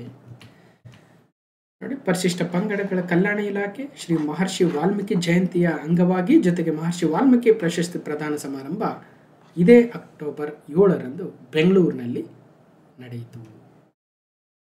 ಮಹರ್ಷಿ ವಾಲ್ಮೀಕಿ ಜಯಂತಿ ಅಂಗವಾಗಿ ವಿಭಾಗವಾರು 5 ಸಾಧಕರಿಗೆ 2025ನೇ ಸಾಲಿನ ರಾಜ್ಯ ಮಟ್ಟದ ಶ್ರೀ ಮಹರ್ಷಿ ವಾಲ್ಮೀಕಿ ಪ್ರಶಸ್ತಿ ಘೋಷಣೆ ಮಾಡಲಾಗಿದೆ. ಮಾನ್ಯ ಮುಖ್ಯಮಂತ್ರಿಗಳು ಸಿದ್ದರಾಮಯ್ಯನವರಿಂದ ಪ್ರದಾನ ಕೂಡ ಮಾಡಲಾಗಿದೆ. ಬೆಂಗಳೂರು ಕೇಂದ್ರ ವಿಭಾಗದಲ್ಲಿ ನಾಗರಾಜು ಗಾಣದ ಹುಣಸೆ ಮಾಧ್ಯಮ ಕ್ಷೇತ್ರದಿಂದ, ಬೆಂಗಳೂರು ವಿಭಾಗದಿಂದ ಚಳ್ಳಕೆರೆಯ ಪಿ ತಿಪ್ಪೇಸ್ವಾಮಿ ರಂಗಭೂಮಿ ಕ್ಷೇತ್ರದಿಂದ, ಮೈಸೂರು ವಿಭಾಗದಿಂದ ವಿರಾಜಪೇಟೆಯ ಚನ್ನಂಗಿ ಗ್ರಾಮದ ಜೆ.ಕೆ. ಮುತ್ತಮ್ಮ ಸಂಘಟನಾ ಕ್ಷೇತ್ರದಿಂದ, ಬೆಳಗಾವಿ ವಿಭಾಗದಿಂದ ವಿಜಯಪುರದ ಮಳಸಿದ್ದ ಲಕ್ಷ್ಮಣ ನಾಯಕೋಡಿ ಸಮಾಜ ಸೇವಾ ಕ್ಷೇತ್ರದಿಂದ, ಕಲಬುರಗಿ ವಿಭಾಗದ ಹರಪನಹಳ್ಳಿಯ ವಾಲ್ಮೀಕಿ ನಗರದ ಕೆ. ಉಚ್ಚಂಗಪ್ಪ ಸಾಮಾಜಿಕ ಕ್ಷೇತ್ರದಿಂದ. ಇದು ಮುಖ್ಯಮಂತ್ರಿ ಸಿದ್ದರಾಮಯ್ಯನವರು ಇವರಿಗೆ ಒಂದು ಪ್ರಶಸ್ತಿ ಪ್ರದಾನವನ್ನು ಮಾಡಿದ್ದಾರೆ. ಅವರ ಕ್ಷೇತ್ರ, ಅವರ ಸಾಧನೆ, ಅವರ ಹೆಸರು ನೆನಪಿಡೋದು ಕಷ್ಟ. ಒಟ್ಟಾರೆಯಾಗಿ ಮಹರ್ಷಿ ವಾಲ್ಮೀಕಿ ಪ್ರಶಸ್ತಿಯನ್ನು ಎಷ್ಟು ಜನರಿಗೆ ನೀಡಲಾಗಿದೆ? 5 ನೀಡಲಾಗಿದೆ. ಅವರ ಫೋಟೋಗಳನ್ನು ಇನ್ನೊಂದ್ಸಲ ನೋಡ್ಬೋದು. ಇದೇ ರೀತಿಯಾಗಿ ಕರ್ನಾಟಕದ ವಿವಿಧ ಪ್ರಶಸ್ತಿಗಳ ಬಗ್ಗೆ, ಗೌರವಗಳ ಬಗ್ಗೆ ಪ್ರತಿ ಸಲ ವಿಡಿಯೋ ಮಾಡ್ತಾನೆ ಇರ್ತೀನಿ. ಸೊ ಈಗ ಆಲ್ರೆಡಿ 744ನೇ ಕ್ಲಾಸಲ್ಲಿ ಮಾಡಿದ್ದೆ. ನಿಮ್ಮ ಎಕ್ಸಾಮ್ ಡೇಟನ್ನು ಮನೆ ಕಾರ್ಯನಿರ್ವಾಹಕ ನಿರ್ದೇಶಕರು ಪ್ರಸನ್ನ ಸರ್ ನಿನ್ನೆ ಏನು ಹೇಳಿದ್ದಾರೆ? ಡಿಸೆಂಬರ್ ಅಥವಾ ಜನವರಿ ತಿಂಗಳಲ್ಲಿ ನಡೆಸ್ತೀವಿ ಅಂತ ಹೇಳಿದ್ದಾರೆ. ಡಿಸೆಂಬರ್ ಜನವರಿ ಅಂದರೆ ಇನ್ನೇನು ಬಹಳ ಇದೆ. ಇದು ಅಕ್ಟೋಬರು, ನವೆಂಬರು ಬಿಟ್ಟರೆ ಡಿಸೆಂಬರ್. ಒಂದು ವೇಳೆ ಆಗದೆ ಹೋದರೆ ಜನವರಿ. ಯಾಕಂದರೆ ಎಕ್ಸಾಮ್ ನಡೆಸ್ಬೇಕಾದ್ರೆ ನಾವು ಸಂಡೇನೇ ನಡೆಸಬೇಕು ಅಂತ ನೆನ್ನೆ ಎಷ್ಟು ಚೆನ್ನಾಗಿ ಅವರು ಆ ವಿಡಿಯೋದಲ್ಲಿ ಹೇಳಿದ್ದಾರೆ, ಒಂದ್ಸಲ ನೋಡಿ, ಲಿಂಕನ್ನು ಕಳಿಸ್ತೀನಿ. ಓಕೆ, ಯಾಕೆ ಸಂಡೇನೇ ನಡೆಸ್ಬೇಕಂದ್ರೆ ಗೊತ್ತಿದೆ ನಿಮಗೆ. ಮತ್ತು ಪ್ರತಿ ಸಂಡೇ ಏನು ಅವ್ರಿಗೆ ಖಾಲಿ ಇರಲ್ಲ, ಕೆ ಎದವ್ರು ನೀವು ನಡೆಸ್ಕೊಂಬಿಟ್ರಪ್ಪ ಎಕ್ಸಾಮ್ ಅಂತ. ಒಂದು ಕಡೆ KPSC ನಡೆಸ್ತಾ ಇರುತ್ತೆ, UPSC ನಡೆಸ್ತಾ ಇರುತ್ತೆ, IBPS ಅವ್ರು ನಡೆಸ್ತಾ ಇರ್ತಾರೆ. ಅವೆಲ್ಲವುಗಳ ಮಧ್ಯೆ ಟೈಮ್ ಮ್ಯಾನೇಜ್ ಮಾಡಿಕೊಂಡು ಮಾಡಬೇಕಲ್ವಾ. ಹಾಗಾಗಿ ಮುಂಚೆನೇ ಪ್ಲ್ಯಾನ್ ಮಾಡ್ಕೋಬೇಕಾಗುತ್ತೆ. ನೀವು ಮತ್ತೆ ಡೇಟ್ ಅನೌನ್ಸ್ ಮಾಡಿದಾಗ ನೀವು ಇನ್ನೂ ಟೈಮ್ ಕೊಡ್ರಿ, ಓದಕ್ಕೆ ಕೊಡ್ರಿ, ಇನ್ನೂ ಸ್ವಲ್ಪ ದಿನ ಮುಂದೂಡಿ ಅಂತಂದರೆ ಅಲ್ಲ. ಅದಕ್ಕೆ ಮುಂಚೆನೇ ಹೇಳ್ತಾ ಇದ್ದೀವಿ ಅಂತ ಕ್ಲಿಯರ್ ಕಟ್ ಹೇಳಿದ್ದಾರೆ ಅವರು. ನೀವು ಡಿಸೆಂಬರಲ್ಲಿ ಎಕ್ಸಾಮ್ ಅನ್ಕಂಡೇ ಓದಬೇಕು. ಡಿಸೆಂಬರಲ್ಲಿ ಎಕ್ಸಾಮ್ ಅನ್ಕೊಂಡ್ರೆ 2025ರಿಂದ ಕರೆಂಟ್ ಅಫೇರ್ಸ್ ಜನವರಿಯಿಂದ ಆದರೂ ಓದಬೇಕಲ್ವ. ಮತ್ತೆ ಒಂದೊಂದು ತಿಂಗಳು ಕರೆಂಟ್ ಅಫೇರ್ಸ್ ಓದೋದಕ್ಕೂ ಒಂದು ವಾರ ಆದರೂ ಬೇಕಲ್ವ. ಒಂದು ವಾರ ಬೇಕ್ರಿ, ಎಲ್ಲ ಕನ್ಸಲ್ಟೇಟ್ ಆಗಿ ಚೆನ್ನಾಗಿ ಓದ್ಕೊಂಡು ಅರ್ಥ ಮಾಡ್ಕೊಳ್ಬೇಕಂದ್ರೆ. ಕರೆಂಟ್ ಅಫೇರ್ಸ್ ಓದೋದಕ್ಕೆ ಒಂದು ತಿಂಗಳು ಬೇಕಾಗುತ್ತೆ, ಇನ್ನು ಬೇರೆ ಬೇರೆ ಸಬ್ಜೆಕ್ಟು ಅಲ್ವಾ. Budget, economic survey, current affairs related question paper solve ಮಾಡಬೇಕು, ಇನ್ನು ಸಬ್ಜೆಕ್ಟೆಲ್ಲ ರಿವೈಸ್ ಮಾಡಬೇಕು. 2 ತಿಂಗಳ ಟೈಮಲ್ಲಿ ಎಷ್ಟು ಓದೋಕ್ಕಾಗುತ್ತೆ? ಓದಬೇಕು. ಮತ್ತು ಎಕ್ಸಾಮ್ ಡೇಟ್ ಅನೌನ್ಸ್ ಆದಾಗ ಪೋಸ್ಟ್ಪೋನ್ ಮಾಡಿ ಅವು ಓದಿಲ್ಲ ಇವ್ರು ಓದಿಲ್ಲ ಅಂತಂದ್ರೆ ಅಲ್ಲ ಅಂತ ಅವರೇ ನೀಟಾಗಿ ಹೇಳಿದ್ದಾರೆ. ಅರ್ಥ ಮಾಡ್ಕೊಂಡು ಓದಬೇಕಷ್ಟೆ. ಅದಕ್ಕೆ ಹೇಳೋದು, ಎಕ್ಸಾಮ್ ಇರಲಿ ಬಿಡಲಿ, ಒಳ ಮೀಸಲಾತಿ ಜಾರಿ ಆದಮೇಲೆ ನಾವು ಓದ್ತೀವಿ, ನೋಟಿಫಿಕೇಶನ್ ಆದಮೇಲೆ ಓದ್ತೀವಿ ಅಂದರೆ ಅದು ಓದೋರ ಲಕ್ಷಣ ಅಲ್ಲ. ಕಷ್ಟನೋ ಸುಖನೋ ಒಂದು ಕೆಲಸ ಹಿಡಿದಾಗ ಅದನ್ನು ಮಾಡ್ತಾ ಹೋಗ್ಬೇಕು. ಈಗ ನೋಡಿ, ನಾವು ವಿಡಿಯೋ ಮಾಡ್ತಾ ಇದೀವಿ ಅಂದರೆ ಒಳ ಮೀಸಲಾತಿ ಬರಲಿ, ಆಮೇಲೆ ನೋಟಿಫಿಕೇಶನ್ ಬರಲಿ, ಅವಾಗ ಹುಡುಗರು ಓದ್ತವೆ, ಅವಾಗ ಮಾಡಿದ್ರೆ ಆಯ್ತು ಅಂತ ಮಾಡ್ತೀವಿ. ಬಜೆಟ್, ಎಕನಾಮಿಕ್ ಸರ್ವೆ ಯಾರು ನೋಡಲಿಲ್ಲ ಆದರೂ ಮಾಡಿದ್ದೀವಿ, ನಮಗೆ ಸಮಾಧಾನ. ಒಂದು ಹಿಡಿದ ಮೇಲೆ ಕೆಲಸ ಕಂಪ್ಲೀಟ್ ಆಗಿರಬೇಕು ಅನ್ನೋದು ಅವರವರು ಇದು. ಇನ್ನು ಪರಿಶಿಷ್ಟ ಪಂಗಡಗಳ ಕಲ್ಯಾಣಕ್ಕಾಗಿ ಸರ್ಕಾರ ತಂದಿರತಕ್ಕಂಥ ವಿವಿಧ ಯೋಜನೆಗಳ ಬಗ್ಗೆ ಇದೆ. ಕೆಲವೊಂದ್ಸಲ ಎಕ್ಸಾಮಲ್ಲಿ ಬರ್ತವೆ. ಓಕೆ, ಪ್ರಬುದ್ಧ ಯೋಜನೆ, ವಿದೇಶಿ ವಿವಿಗಳಲ್ಲಿ ಅಧ್ಯಯನ ಮಾಡೋದಕ್ಕೆ ಪರಿಶಿಷ್ಟ ಪಂಗಡಗಳ ವಿದ್ಯಾರ್ಥಿನಿಗಳಿಗೆ ಒಂದು ಪ್ರಬುದ್ಧ ಯೋಜನೆ, ಈವನ್ ಪರಿಶಿಷ್ಟ ಜಾತಿಯವರಿಗೂ ಕೂಡ ಇದೆ. ಪ್ರಬುದ್ಧ ಯೋಜನೆ ಯಾವುದಕ್ಕೆ ಅಂತ ಎಕ್ಸಾಮಲ್ಲಿ ಕೇಳಿದ್ದಿರ್ರಿ, ನೋಡಿ ಎಷ್ಟು ಚೆನ್ನಾಗಿದೆ. ಗಂಗಾ ಕಲ್ಯಾಣ ಯೋಜನೆ ಅಂದ್ರೆ ಏನು, ರೈಟ್? ನೋಡಿ, ಇಂಥವೆಲ್ಲ ಒಂದು ಕಡೆ ಸಿಗ್ತವೆ ಕೆಲವೊಂದು ಕ್ವಶನ್ಸ್. ಕ್ವಶನ್ ನಂಬರ್ 8, ಅಂತರ್ಜಲ ಮಟ್ಟ ಸುಧಾರಣೆಗೆ ಸಂಬಂಧಿಸಿದಂತೆ ಕರ್ನಾಟಕ ಸರ್ಕಾರವು ನೀರಿದ್ದರೆ ನಾಳೆ ಜಾಗೃತಿ ಅಭಿಯಾನ ಎಂಬ ವಿಶೇಷ ಕಾರ್ಯಕ್ರಮವನ್ನು ಆರಂಭಿಸಿದೆ. Government of Karnataka has launched special program called the ನೀರಿದ್ದರೆ ನಾಳೆ ಜಾಗೃತಿ ಅಭಿಯಾನ. If there is water there is a hope to improve the status of the ground water. ಕೇಳಬಹುದು, ಇತ್ತೀಚೆಗೆ ಕರ್ನಾಟಕ ಸರ್ಕಾರ ನೀರಿದ್ದರೆ ನಾಳೆ ಎನ್ನುವ ಜಾಗೃತಿ ಅಭಿಯಾನವನ್ನು ತಂದಿದ್ದು, ಇದರ ಪ್ರಮುಖ ಉದ್ದೇಶವೇನು ಅಂತ ABCD ಅಂತ 4 ಆಪ್ಷನ್. ಅಂತರ್ಜಲ ಮಟ್ಟವನ್ನು ಹೆಚ್ಚಿಸುವುದಕ್ಕೆ, ಅಥವಾ ಇನ್ನೊಂದು ಯಾವುದೋ ಸಮುದ್ರದ ನೀರನ್ನು ಉಳಿಸೋದಕ್ಕೆ, ಮತ್ತೊಂದು ಇನ್ನೇನು ನದಿಯ ನೀರನ್ನು ತಿರುವು ಮಾಡಿ ಇನ್ನೊಂದು ನದಿಗೆ ಜೋಡಿಸೋದಕ್ಕೆ. ಅಥವಾ ಜಸ್ಟ್ ಎಕ್ಸಾಂಪಲ್. ಓಕೆ, ಅಂತರ್ಜಲ ಮಟ್ಟ ಸುಧಾರಣೆ ವಿಶೇಷ ಕಾರ್ಯಕ್ರಮಕ್ಕೆ ಇಂದು CM DCM ಚಾಲನೆ. ನೀರಿದ್ದರೆ ನಾಳೆ ಜಾಗೃತಿ ಅಭಿಯಾನ. ಅಂತರ್ಜಲ ಮಟ್ಟ ತೀವ್ರವಾಗಿ ಕುಸಿದಿರುವ ರಾಜ್ಯದ 525 ಗ್ರಾಮ ಪಂಚಾಯತ್ಗಳ ವ್ಯಾಪ್ತಿಯಲ್ಲಿ ಜಲ ಮರುಪೂರಣದ ಜನಜಾಗೃತಿಗೆ ನೀರಿದ್ದರೆ ನಾಳೆ ಎಂಬ ಅಭಿಯಾನ. ನೋಡಿ, ಇಲ್ಲೊಂದು ಪಾಯಿಂಟ್ ಸಿಕ್ತು. ಎಷ್ಟು ಗ್ರಾಮ ಪಂಚಾಯತಿಗಳಿಗೆ ರಾಜ್ಯದಲ್ಲಿ ಅಂತರ್ಜಲ ಮಟ್ಟ ತೀವ್ರವಾಗಿ ಕುಸಿತವನ್ನು ಕಂಡಿರ್ತಕ್ಕಂತಹ 525 ಗ್ರಾಮ ಪಂಚಾಯತಿಗಳಲ್ಲಿ ಸಣ್ಣ ನೀರಾವರಿ ಇಲಾಖೆ ಇದನ್ನು ಅಭಿಯಾನವನ್ನು ಕೈಗೊಂಡಿದೆ. ದೊಡ್ಡ ನೀರಾವರಿನ, ಬೃಹತ್ ನೀರಾವರಿನ, ಸಣ್ಣ ನೀರಾವರಿನ, ಅಥವಾ ಇನ್ನೊಂದು ಯಾವುದೋ ಇಲಾಖೆ ಅಂದರೆ ಸಣ್ಣ ನೀರಾವರಿ ಇಲಾಖೆ. ಅದರ ಮಿನಿಸ್ಟ್ರು ನಮ್ಮ NS ಬೋಸರಾಜ್ ಅವರು ಇದ್ದಾರೆ. ಓಕೆ, ಜೊತೆಗೆ ಈ ಒಂದು ಅಭಿಯಾನಕ್ಕೆ ಮಾನ್ಯ ಮುಖ್ಯಮಂತ್ರಿಗಳು ಸಿದ್ದರಾಮಯ್ಯನವರು, ಮಾನ್ಯ ಉಪಮುಖ್ಯಮಂತ್ರಿಗಳು DK ಶಿವಕುಮಾರ್ ಅವರು ಚಾಲನೆ ನೀಡಿದ್ದಾರೆ. ರಾಜ್ಯದ 15 ಜಿಲ್ಲೆಗಳ ವ್ಯಾಪ್ತಿಯಲ್ಲಿ ಬರಲಿರುವ ಈ 525 ಪಂಚಾಯತಿಗಳಲ್ಲಿ ಅಂತರ್ಜಲದ ಸಾಕ್ಷರತೆ ಬಗ್ಗೆ ಅಭಿಯಾನವನ್ನು ಮಾಡಬೇಕಾಗಿದೆ. ಇದಕ್ಕೆ ರಾಯಭಾರಿಗಳು ಯಾರಂತ ಕೇಳ್ಬೋದು. ರಾಯಭಾರಿಯಾಗಿ ಚಿತ್ರನಟ ವಸಿಷ್ಠ ಸಿಂಹ ಅವರನ್ನು ಜಾಗೃತಿ ಅಭಿಯಾನದ ರಾಯಭಾರಿಯಾಗಿ ಆಯ್ಕೆ ಮಾಡಲಾಗಿದೆ. ಜಲಮೂಲಗಳನ್ನು ಸಂರಕ್ಷಿಸುವ ಮೂಲಕ ಅಂತರ್ಜಲ ಮಟ್ಟ ವೃದ್ಧಿಯೊಂದಿಗೆ ಸಮೃದ್ಧ ಕರ್ನಾಟಕ ನಿರ್ಮಾಣಕ್ಕೆ ಭದ್ರ ಅಡಿಪಾಯ ಹಾಕುವ ಉದ್ದೇಶದಿಂದ ನೀರಿದ್ದರೆ ನಾಳೆ ಜಲವೇ ಜಗದ ಜೀವಾಳ ಘೋಷಣೆಯಡಿ ನೀರಿದ್ದರೆ ನಾಳೆ ಜಲವೇ ಜಗದ ಜೀವಾಳ ಘೋಷಣೆಯಡಿ ವಿನೂತನ ಕಾರ್ಯಕ್ರಮವನ್ನು ತರಲಾಗಿದೆ. ಅವೇರ್ನೆಸ್ ಮೂಡಿಸ್ಬೇಕು. ಓಕೆ, ನೋಡಿ ಮತ್ತಷ್ಟು ಡೀಟೇಲ್ಸ್ ಇದೆ. ಒಟ್ಟಾರೆಯಾಗಿ ಅಂತರ್ಜಲ ಮಟ್ಟದ ವೃದ್ಧಿಗೆ ನೀರಿದ್ದರೆ ನಾಳೆ ಎನ್ನುವ ಜಾಗೃತಿ ಅಭಿಯಾನವನ್ನು ತಂದಿದ್ದಾರೆ ವಸಿಷ್ಠ ಸಿಂಹರವರು, ಅದರ ರಾಯಭಾರಿಗಳು. ಕ್ವಶನ್ ನಂಬರ್ 9, ನ್ಯೂಯಾರ್ಕ್ನಲ್ಲಿ ನಡೆದ ವಿಶ್ವಸಂಸ್ಥೆಯ ಸಾಮಾನ್ಯ ಸಭೆ ಯುನೈಟೆಡ್ ನೇಷನ್ ಜನರಲ್ ಅಸೆಂಬ್ಲಿ 80ನೇ ಅಧಿವೇಶನ ಉದ್ದೇಶಿಸಿ ಭಾರತದಿಂದ ಯಾರು ಭಾಷಣ ಮಾಡಿದರು ಅಂದರೆ ಪ್ರಧಾನಮಂತ್ರಿಗಳಲ್ಲ. ಪ್ರಧಾನಮಂತ್ರಿಗಳು ಅಮೆರಿಕಕ್ಕೆ ಹೋಗಿಲ್ಲ, ಗಮನಹರಿಸಿ. ಅವರ ಬದಲಾಗಿ ವಿದೇಶಾಂಗ ಸಚಿವರು ಎಸ್ ಜಯಶಂಕರ್ ಅವರನ್ನು ರೆಪ್ರೆಸೆಂಟೇಟಿವ್ ಆಗಿ ಕಳಿಸಿದ್ರು. ಅವರು ಆ ಒಂದು ವಿಶ್ವಸಂಸ್ಥೆಯ ಸಾಮಾನ್ಯ ಸಭೆಯಲ್ಲಿ ಭಾಗವಹಿಸಿ ಮಾತನಾಡಿದರು. ಎಲ್ಲಿ ನಡೆದಿತ್ತು ಅಂತ ಕೇಳ್ತಾರೆ, ಅಮೆರಿಕದ ನ್ಯೂಯಾರ್ಕಲ್ಲಿ. India's external affairs minister addressed 80th session of the United Nation General Assembly UNGA in New York. ವಿಶ್ವಸಂಸ್ಥೆಯ ಸಾಮಾನ್ಯ ಸಭೆಯಲ್ಲಿ ವಿದೇಶಾಂಗ ವ್ಯವಹಾರಗಳ ಸಚಿವರ ಅಭಿಪ್ರಾಯ ಏನಿತ್ತು ಅಂದರೆ, ಜಾಗತಿಕ ಕಾರ್ಯಪಡೆ ಅಗತ್ಯವಾಗಿದೆ ಇವತ್ತು ಅಂತ ಜೈಶಂಕರ್ ಅವರು ಅಲ್ಲಿ ಒತ್ತಾಯವನ್ನು ಮಾಡಿದರು.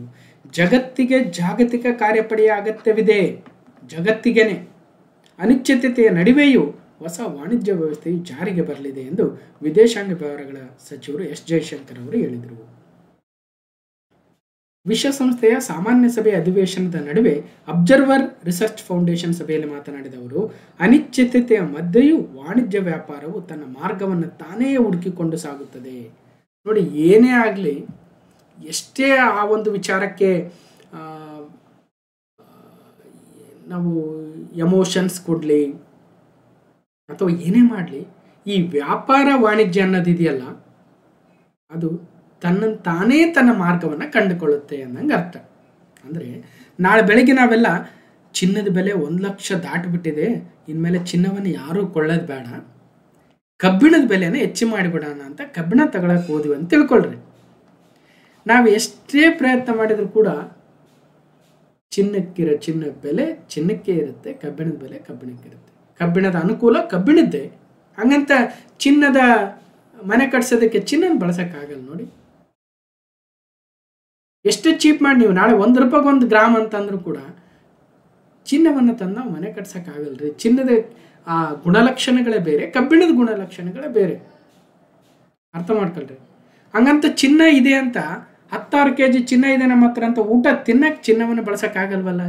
ಅನ್ನದ ಬೆಲೆ ಅನ್ನಕ್ಕೆ ಇದೆ. ಇವತ್ತು ಅನ್ನದ ಬೆಲೆ ಕಮ್ಮಿ ಇರ್ಬೋದು, ಆದರೆ ಅನ್ನದ ಬೆಲೆ ಚಿನ್ನಕ್ಕಿಂತ ಹೆಚ್ಚಿಗಿರ್ಬೇಕು ಅಂದಂಗೆ ಅರ್ಥ. ಅನ್ನನೇ ನಮ್ಮ ಜೀವವನ್ನು ಉಳಿಸ್ತಕ್ಕಂಥದ್ದು, ಚಿನ್ನ ಅಲ್ಲ. ನಾಳೆ ನಾವೆಲ್ಲರೂ ಕುಂತು ಕಬ್ಬಿಣದ ಬೆಲೆ ಹೆಚ್ಚಿಗೆ ಮಾಡಿಬಿಡೋಣ, ಚಿನ್ನದ ಬೆಲೆ ಇಳಿಸೋಣ ಅಂದ್ರೆ ಆಗಲ್ಲ. ವಾಣಿಜ್ಯ ಮತ್ತು ವ್ಯಾಪಾರ ಅಂತಕ್ಕಂಥದ್ದು ತನ್ನ ಮಾರ್ಗವನ್ನು ತಾನೇ ಹುಡುಕೊಳ್ಳುತ್ತೆ. ಯಾವುದಕ್ಕೆ ಬೆಲೆ ಎಷ್ಟು ಬೇಕೋ ಅಷ್ಟು ಬಂದೇ ಬರುತ್ತೆ. ನಾವು ಎಷ್ಟೇ ಪ್ರಯತ್ನ ಮಾಡಲಿ, ಎಷ್ಟೇ ರಿಸ್ಟ್ರಿಕ್ಷನ್ ಹಾಕಿ, ಎಷ್ಟೇ ಪ್ರಯತ್ನ ಮಾಡಿ ಆಗಲ್ಲ ಅಲ್ವಾ. ಹಾಗೆ ಭಾರತವು ವ್ಯಾಪಾರ ಮತ್ತು ಪಾಲುದಾರಿಕೆಯನ್ನು ವಿಸ್ತರಿಸುವ ಉದ್ದೇಶದೊಂದಿಗೆ ಲ್ಯಾಟಿನ್ ಅಮೆರಿಕ ಮತ್ತು ಕೆರಿಬಿಯಾದೊಂದಿಗೆ ವ್ಯಾಪಾರದಲ್ಲಿ ತೊಡಗಿದೆ ಅಂತಕ್ಕಂಥ ಮಾಹಿತಿಯನ್ನು ಕೂಡ ಕೊಟ್ಟಿದ್ದಾರೆ. ಒಟ್ಟಾರೆಯಾಗಿ ಇಲ್ಲಿ ಬೇಕಾಗಿರ್ತಕ್ಕಂಥದ್ದು, ಮೋದಿ ಅವರು ಹೋಗಿಲ್ಲ, ಜೈಶಂಕರ್ ಅವರು ಹೋಗಿದ್ದಾರೆ, ಮಾತಾಡಿದ್ದಾರೆ. United Nations general assembly. Okay, ಇನ್ನು ಯುನೈಟೆಡ್ ನೇಷನ್ಸ್ ಬಗ್ಗೆ ಮತ್ತಷ್ಟು ಮಾಹಿತಿ ಇದೆ, ಇದನ್ನು ಪ್ರತಿ ಸಲ ಹೇಳ್ತಾ ಇರ್ತೀವಿ, ನೋಡ್ಬೋದು. ಸಾಮಾನ್ಯ ಸಭೆ ಅಂತ ಕರಿತೀವಿ ಅಥವಾ ಜನರಲ್ ಅಸೆಂಬ್ಲಿ. ಓಕೆ, 6 ಅಂಗಗಳಲ್ಲಿ ಒಂದು. ಅದರ ಅಧ್ಯಕ್ಷರು ಅನ್ನಬಲೇನ ಬಯರ್ ಬಾಕ್ ಅವರು ಇದ್ದಾರೆ. ಓಕೆ, ಕ್ವಶನ್ ನಂಬರ್ 10, ಮಾಜಿ ದೆಹಲಿ ತಂಡದ ರಣಜಿ ನಾಯಕ ಅನ್ಬೇಕು ಮಿಥುನ್ ಮನಾಸ್ ಅವರನ್ನು BCCIನ 37ನೇ ಅಧ್ಯಕ್ಷರನ್ನಾಗಿ ಸರ್ವಾನುಮತದಿಂದ ಆಯ್ಕೆ ಮಾಡಲಾಗಿದೆ. ನಮ್ಮ ಕರ್ನಾಟಕದ ರಘುರಾಮ್ ಭಟ್ ಅವರು ಹೊಸ ಖಜಾಂಚಿಯಾಗಿದ್ದಾರೆ. Former Delhi skipper Mithun Manhas has been anonymously elected as a 37th president of BCCI. Raghuram Bhat as a new treasurer, ಖಜಾಂಚಿ ಅಂತ ಕರಿತೀವಿ. ಮಿಥುನ್ ಅಧ್ಯಕ್ಷರು, ರಘುರಾಮ್ ಭಟ್ ಅವರು ಖಜಾಂಚಿಗಳು. BCCI ಕಾರ್ಯದರ್ಶಿಯಾಗಿ ಮುಂದುವರೆದ ದೇವಜಿತ್ ಸೈಕಿಯಾ. ದೆಹಲಿ ಕ್ರಿಕೆಟ್ ತಂಡದ ಮಾಜಿ ನಾಯಕ ಮಿಥುನ್ ಮನಾಸ್ ಅವರನ್ನು ಭಾರತ ಕ್ರಿಕೆಟ್ ನಿಯಂತ್ರಣ ಮಂಡಳಿಯ 37 ಅಧ್ಯಕ್ಷರನ್ನಾಗಿ ನೇಮಕ ಮಾಡಲಾಯಿತು. ಕರ್ನಾಟಕ ರಾಜ್ಯ ಕ್ರಿಕೆಟ್ ಸಂಸ್ಥೆ ಅಧ್ಯಕ್ಷ ರಘುರಾಮ್ ಭಟ್ ಅವರನ್ನು ಖಜಾಂಚಿಯಾಗಿ ಆಯ್ಕೆ ಮಾಡಲಾಯಿತು.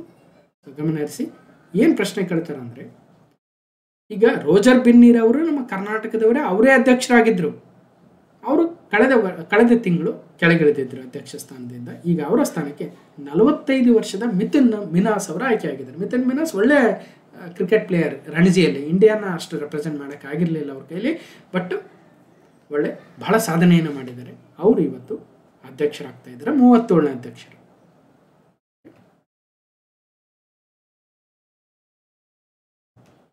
ಮಿಥುನ್ ಮಿನಾಸ್ ಅವರೀಗ BCCI ಪ್ರೆಸಿಡೆಂಟ್ ಆಗಿದ್ದಾರೆ.